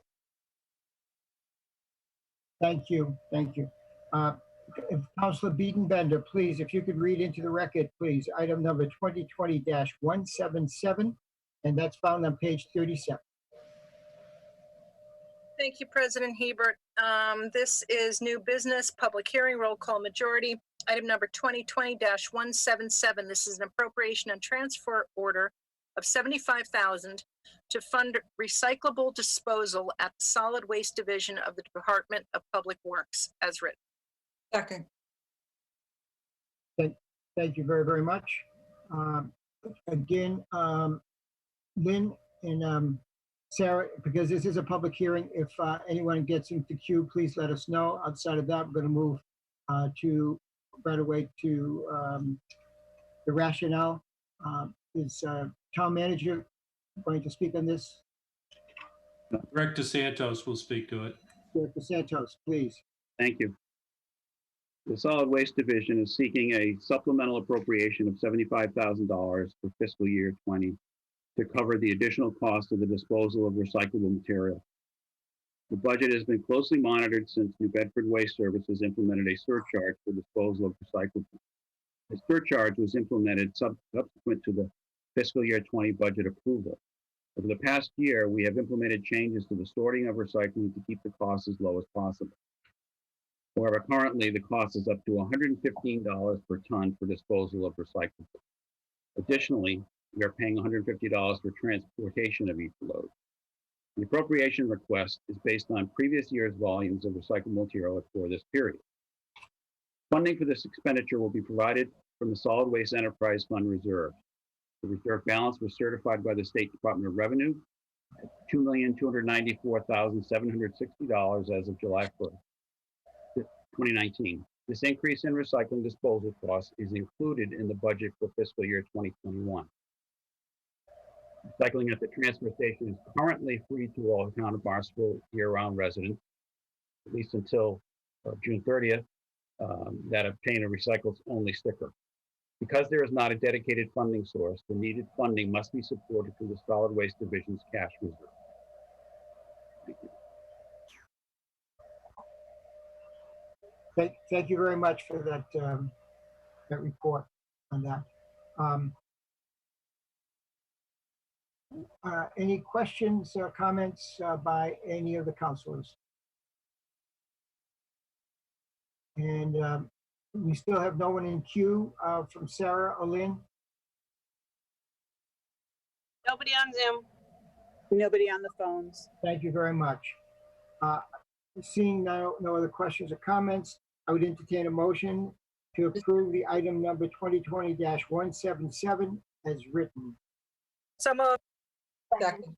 We have a first and a second. Madam Clerk, if you please, a roll call on to approve item number 2020-177. Councilors, Rap Grissetti, Yes. Hebert, Yes. Levesque, Yes. Neary, Yes. Schnell, Schnepp, Yes. Shaughnessy, Yes. Starr, Yes. Steinhilber, Yes. Biedenbender, Yes. Bogan, Yes. Clark, Cullum, Yes. Gagwan, Yes. 13 yes. Thank you very much, Madam Clerk. If you would please, Councilor Biedenbender, if you could read into the record item number 2020-178, please. Yes, thank you. This is also new business, public hearing, roll call, majority vote. This is item number 2020-178. This is an appropriation and transfer order in the amount of $150,000 to fund municipal solid waste disposal at the Solid Waste Division of the Department of Public Works, as written. Second. Thank you. We have a first and we have a second. Thank you very much. And Director Santos, please. Thank you. Solid Waste Division is seeking a supplemental appropriation of $150,000 for fiscal year 20 to cover the additional cost of the disposal of municipal solid waste. The budget has been closely monitored since New Bedford Waste Services implemented a surcharge for disposal effective January 1st of this year. This surcharge was implemented subsequent to the fiscal year 20 budget approval. The surcharge represents a greater than 50% increase to the disposal fee. The current fiscal year 20 budget cannot support this level of surcharge. The appropriation request is based on previous year's volumes of waste for this period. Funding for this expenditure will be provided from the Solid Waste Enterprise Fund Reserve. The reserve balance was certified by the State Department of Revenue at $2,294,760 as of July 1st, 2019. This increase to the disposal cost is included in the budget for fiscal year 21. Municipal solid waste disposal at the transfer station is available to all year-round residents of Barnstable who purchase for a fee the full transfer station sticker. This transfer station sticker fee is calculated using a rate study prepared by an outside consultant. Thank you. Thank you very much, Director Santos. We're waiting to see if there's any public comment. In the meantime, we'll ask any of our councilors if they have any questions, comments of Director Santos. Okay, and if there's no one in queue from Sarah or Lynn? No one on the phone. No one on Zoom. Thank you very, very much. So therefore, if I will entertain a motion to approve item number 2020-178 as written. Second. We have a first and a second. Madam Clerk, this is a roll call, majority vote for the approval of item number 2020-178, please. Councilors Hebert, Yes. Levesque, Yes. Neary, Yes. Schnapp, Yes. Shaughnessy, Yes. Starr, Yes. Steinhilber, Yes. Biedenbender, Yes. Bogan, Yes. Clark, Yes. Cullum, Yes. Dagwan, Yes. Rappacetti. Yes. 13 yes. Thank you very much, Madam Clerk. Thank you. Tradition, going by my program here, it would be Councilor Bogan to read this in, but if you don't mind, I'm going to go to Councilor Levesque because this has to do with appointments in board and committee. If you don't mind, Councilor Bogan. I would gladly defer to Councilor Levesque. I thought you might. Thank you very much.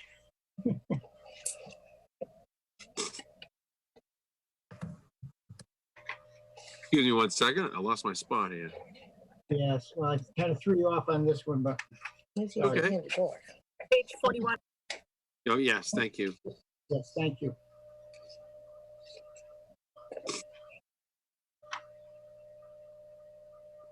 I'm getting there. I'm just scrolling. All these devices. Yeah, it's no problem. It's just that it's a long list and you're more familiar with the names That's and the fine. pronunciations. And you need all the help you can get at 10:43 at night. Okay. This is item number 2020-183. It's old business, second reading, roll call, majority vote. As appointments to board, committee, or commission.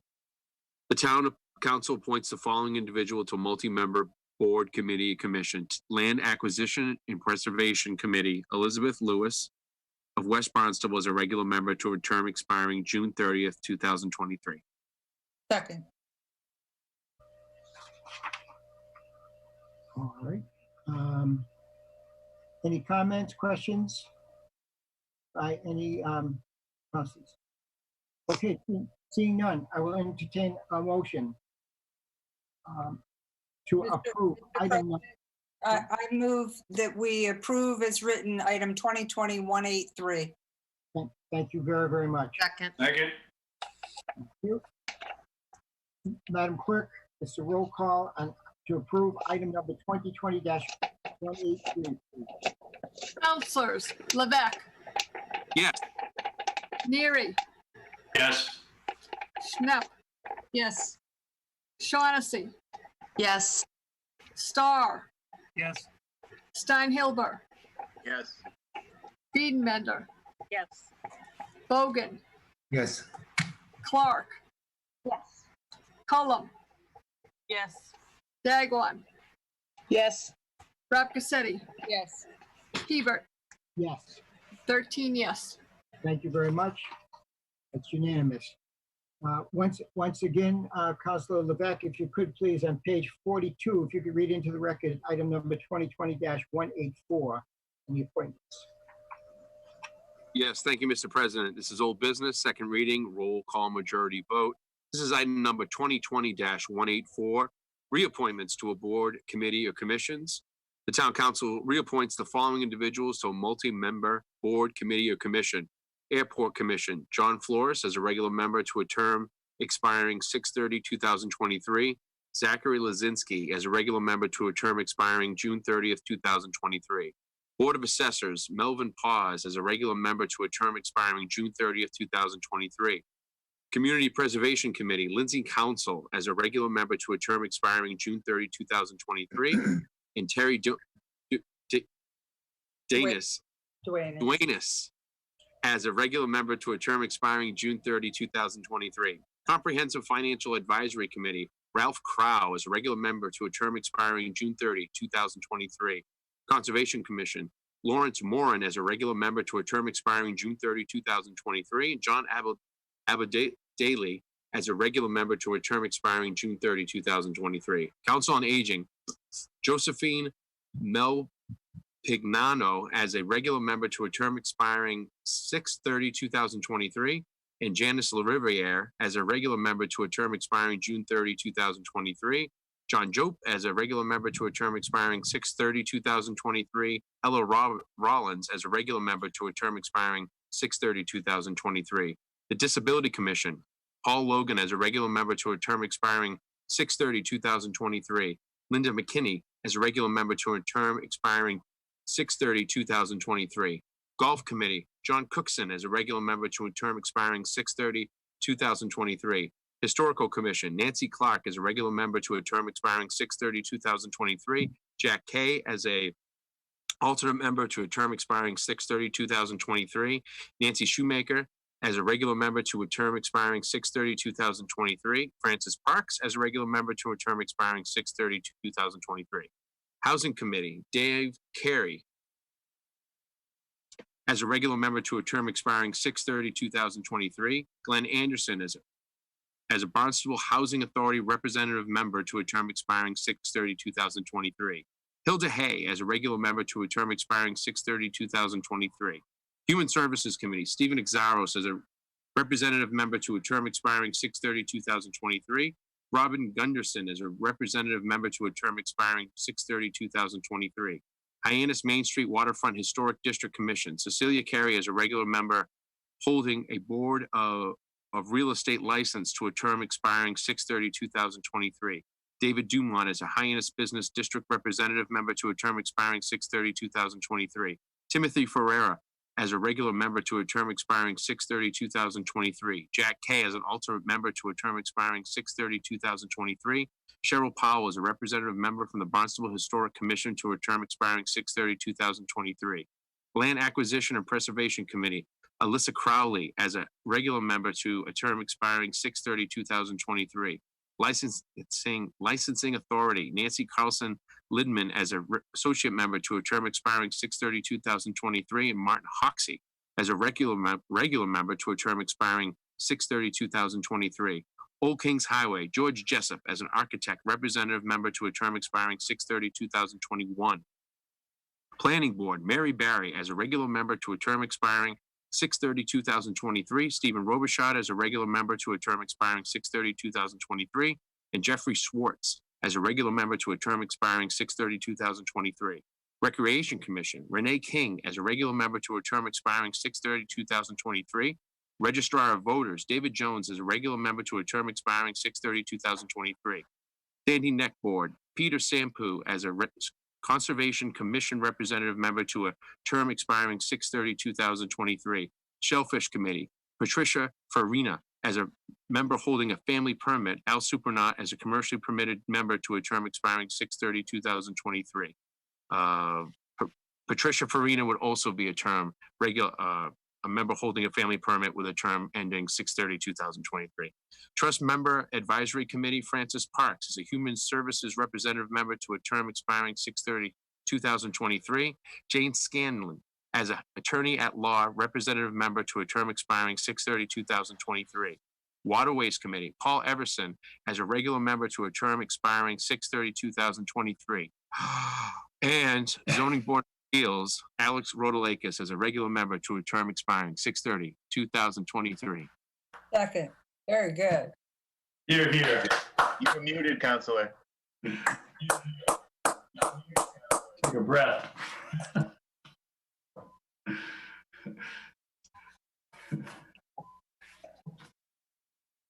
Let's make a motion to vote on it. You're on mute, Mr. President. Did anyone say second? Second. I believe Councilor Clark had a question. Paul, you're on mute. Some people like me on mute, but thank you very much. Councilor Clark, please. Thank you very much, Council President. And thank you, Councilor Levesque, for that good read over there. We did have a productive conversation earlier this week, but I did say that I was going to ask for the record if there were any candidates or nominees that were up for reappointment that are currently serving, whom the Appointments Committee chose not to bring forward on this reappointment issue. Sure. The Board of Health, that the two members who were up for renewal there, one, Paul Caniff, who served 15 years on the board, he decided not to be considered for reappointment, and FP Tom Lee was also up for reappointment. And there was just a couple of members of the Appointments Committee that wanted to just kind of re-interview them, meet the gentlemen that were looking to get reappointed. And so that was it. They were just going to be brought into the next Appointments Committee meeting and just brought in to meet the other members of the Appointments Committee, just to ask them a few questions before we reappointed them or considered them for reappointment. Thank you. I would hope that if there is any overall policy that the Appointments Committee brings that to the full council. Thank you. Thank you, Councilor Clark. Okay. Did we have a motion on this already? No. Mr. President, I'd like to make a motion to approve item number 2020-184 as read into the record. Second. First and second, thank you very much. Madam Clerk, this is the roll call majority vote on item to approve item number 2020-184 on the reappointments board and committees. Words for me. Councilors Neary, Yes. Schnepp, Yes. Shaughnessy, Yes. Starr, Yes. Steinhilber, Yes. Biedmender, Yes. Bogan, Yes, and abstain with regard to Zoning Board of Appeals, Alex Rotalakis. Clark, Cullum, Yes. Dagwan, Yes. Rapgrassetti, Yes. Hebert, Yes.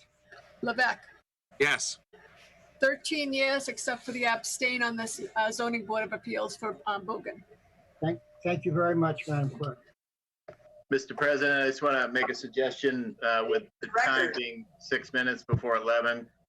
We have a few more items to go, but maybe if we suggest the attorney to put together some language to easily continue the other items to the 18th while we finish up our agenda. I would suggest that you do one vote referring the two items to public hearing, and then you can just simply announce that you're going to take up the other three items, 186, 187, 188 at the next meeting.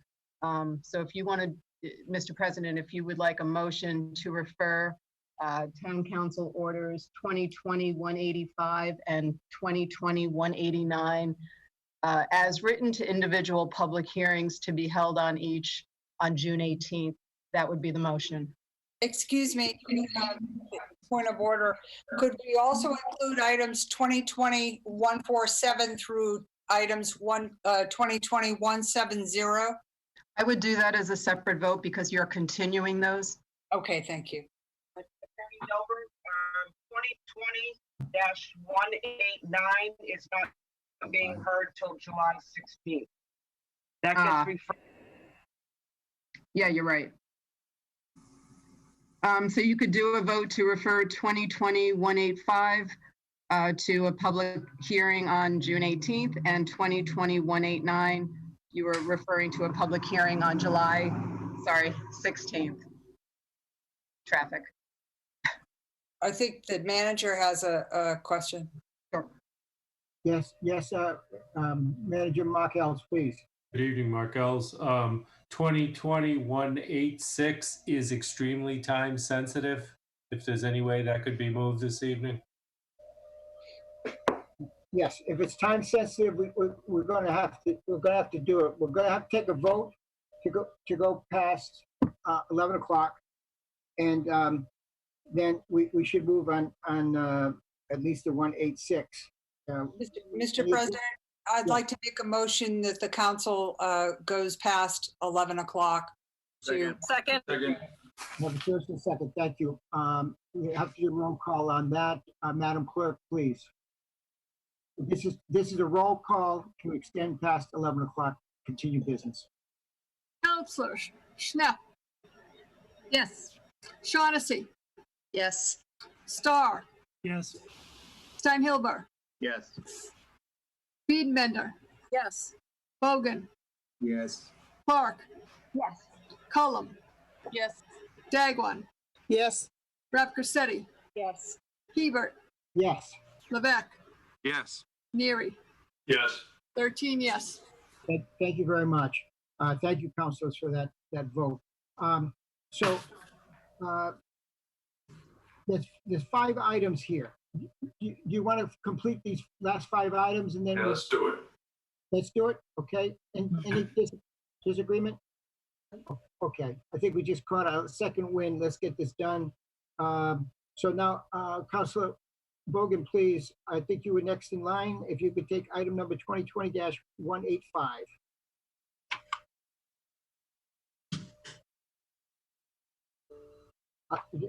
Councilor Bogan, and that's Is it 185 or 186? 185, we have to refer that. yeah, that's just to refer. So that's a simple thing for us to do. Doing all of them. Okay. So then item number 2020-185 is new business to be referred to public hearing on June 18th, 2020. It is a request to authorize the town manager to execute a regulatory agreement between the town of Barnstable and Airview LLC. Second. Okay. First and second. So this is a vote on to approve the referral to a public hearing of item number 2020-185.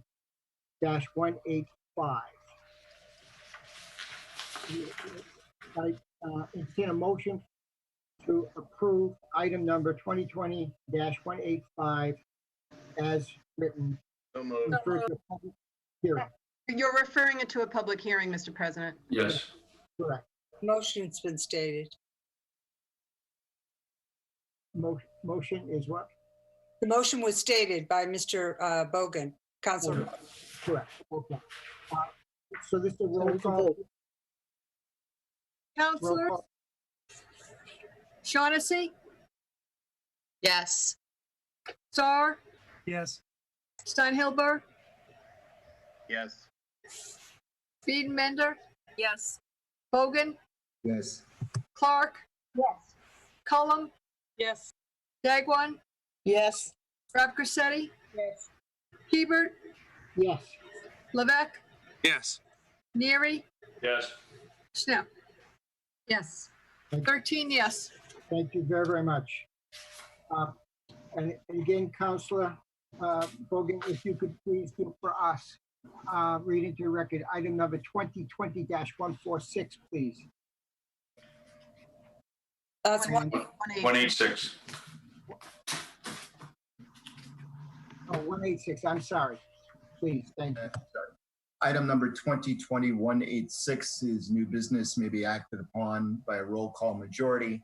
It is a request to accept a grant in the amount of $10,000 from the Commonwealth of Massachusetts Attorney General's Office Small Business Relief Partnership Grant Program to provide financial relief to small businesses impacted by losses as a result of the COVID-19 pandemic as written. Second. I'd like to move the question, please. Oh, wait a minute. Wait a minute. We need to have a rationale or something about it. Yeah, this may be acted upon. If you move the question, then you have to take a vote on that. Elizabeth Jenkins will provide the rationale. There wasn't a second on that. Move the question. Excellent. Thank you, Councilor Huber. I appreciate that. Thank you. Elizabeth Jenkins. I don't have more to add other than that these were emergency COVID relief funds to small businesses. We're working with a partner to administer these grants, and they have a press release to go out tomorrow on these. So thank you for entertaining this tonight. Thank you very much. Now, Mr. President, I make a motion that we we approve item 2020-186 as written. Second. Second. All right, we have a first and a second. Thank you very much. Madam Clerk, this is roll call on to approve item number 20. Yes. Item number 2020-186. Councilors Starr, Yes. Steinhilber, Yes. Biedenbender, Yes. Bogan, Yes. Clark, Yes. Cullum, Yes. Dagwan, Yes. Rapkersetti, Yes.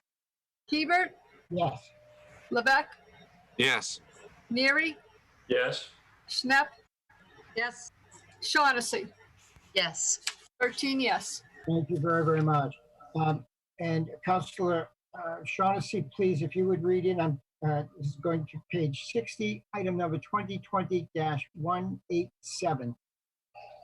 Thank you, President Hebert. This is new business may be acted upon by roll call majority.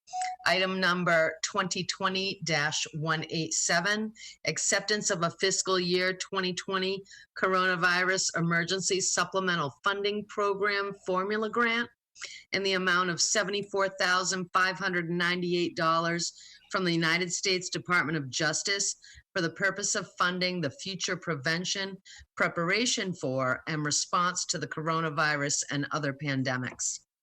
Second. Thank you very much. Any rationale is going to be presented by? Chief Sonnenbend will do the next two. Okay, Chief, thank you. Oh, Chief. you're muted. Chief Sonnenbend? There we go. Sorry about that. No problem. Getting late. Item number 2020-187 is a grant from the United States Department of Justice in the amount of $74,598 to allow the Barnstable Police Department to purchase sanitation, protective equipment, and other equipment and supplies needed to address the challenges presented by the COVID-19 and future pandemics. There's a list of items and equipment here that we are looking to purchase through this grant in order to enhance our current response and future responses to pandemics or other public health emergencies that may occur in the future. There is no matching funding required for this grant. This is a reimbursement grant, and the expenses are incurred up to the dollar amount of the grant, and then we get them back once we submit. Thank you very much, Chief. Any councilors, questions, comments? I make a motion that, or I'd like to move that we approve item number 2020-187 as written. Second. First and second, thank you very much. Madam Clerk, roll call. Councilors Steinhilber, Yes. Biedenbender, Yes. Bogan, Yes. Clark, Yes. Cullum, Yes. Dagwan, Yes. Rapkersetti, Yes. Hebert, Yes. Levesque, Yes. Neary, Yes. Schnepp, Yes. Shaughnessy, Yes. Starr. Yes. 13 yes. Thank you very much. If Councilor Shaughnessy, if you could help us out, read into the record item number 2020-188, please. Yes, sir. This is new business may be acted upon by roll call majority vote. Item number 2020-188, acceptance of fiscal year 2020 grant in the amount of $20,400 from the Massachusetts Department of Public Health for the purpose of funding the Community Service Officer Program in the town of Barnstable. Second. Thank you very much. Chief Sonneman? Good evening once again. The acceptance of this grant will allow the department to fund personnel costs from June 1st for the first week of training that is required for the community service officers in order to prepare them for work for the summer. It will also fund overtime for the seasoned training officers, 5 laptops, Narcan, water, and sunblock for the CSOs to use in the performance of their duties of their job. The remainder of the funding for the CSOs will come from the fiscal year 2020 and fiscal year 2021 budgets. The funding of this earmark is paid for upfront and is scheduled to reach the town of Barnstable by May 31st, 2020 by electric fund transfer. Thank you very much, Chief. Any councilors? Mr. President, I'd like to make a motion that we approve item number 2020-188 as written. Thank you, Greg. Thank you very much. We have a second. Yes. Madam Clerk, roll call, please. Majority vote on to approve item number 2020-188 as written. Councilors Biedenbender, Yes. Bogan, Yes. Clark, Yes. Cullum, Yes. Dagwan, Yes. Rapcorsetti, Yes. Hebert, Yes. Levesque. Levesque, Neary, Yes. Schnepp, Yes. Shaughnessy, Yes.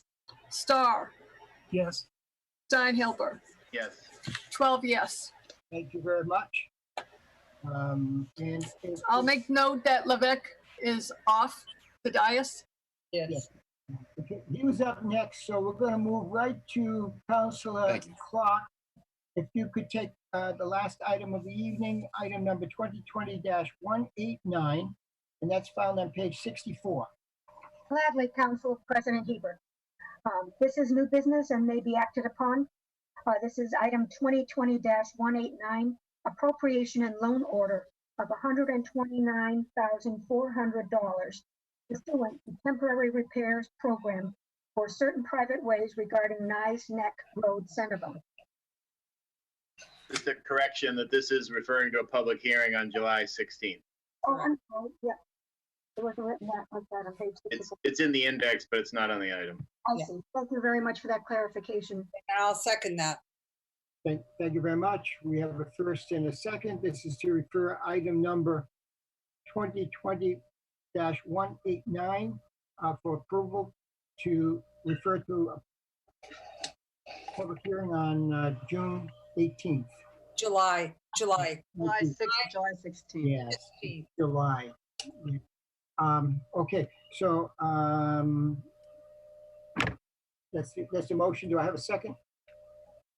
It's been moved. Yeah, you have it. Yeah. A second, okay. Have to vote on it.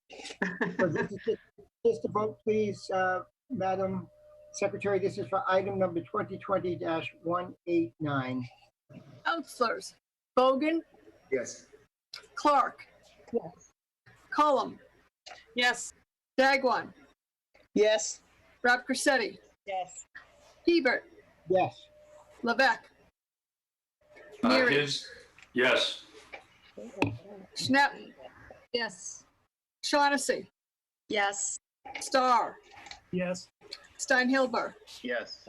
Biedenbender, Yes. 12 yes. Mr. President, Councilor Levesque is trying to get back in. Sarah, if you could let him back in.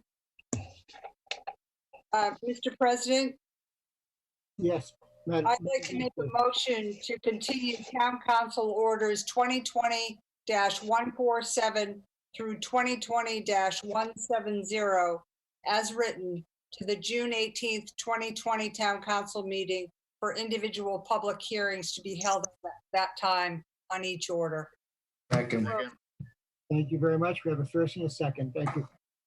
Madam Clerk, this is a roll call. We did one. It's 7 already. Councilors Clark, Yes. Cullum, Yes. Dagwan, Yes. Rapcorsetti, Yes. Hebert, Yes. Levesque, Neary, Yes. Yes. Yes. Shaughnessy, Yes. Starr, Yes. Steinhilber, Yes. Biedenbender, Yes. Bogan, Yes. 12 yes. Council Levesque is in. There he Is is. back, okay, Yes. thank you. Thank you. 13 yes. Thank you very much. So this concludes our work for tonight. Thank you very, very much for sticking with us and getting as much done as we did. Our next regular meeting will be June 18th, 2020. Unless there's anything else of concern to the councilors, I thank you for your good work tonight. And I would look for a motion to adjourn. So moved. We have a first and a second, and we'll probably have a 13 on that. And so, Madam Clerk, just a roll call for adjournment, please. Counselors, Cullum, Yes. Dagwan, Yes. Rapcorsetti, Yes. Hebert, Yes. Levesque, Yes. Neary, Yes. Schnepp, Yes. Shaughnessy, Yes. Starr, Yes. Steinhilber, Yes. Biedenbender, Yes. Bogan. Bogan, Yes. thank you. Clark. 13 yes. Thank you very much. What we got done in 12 minutes is outstanding. I thank you all. Have a good night, everyone. Yep. Safe travels to your beds.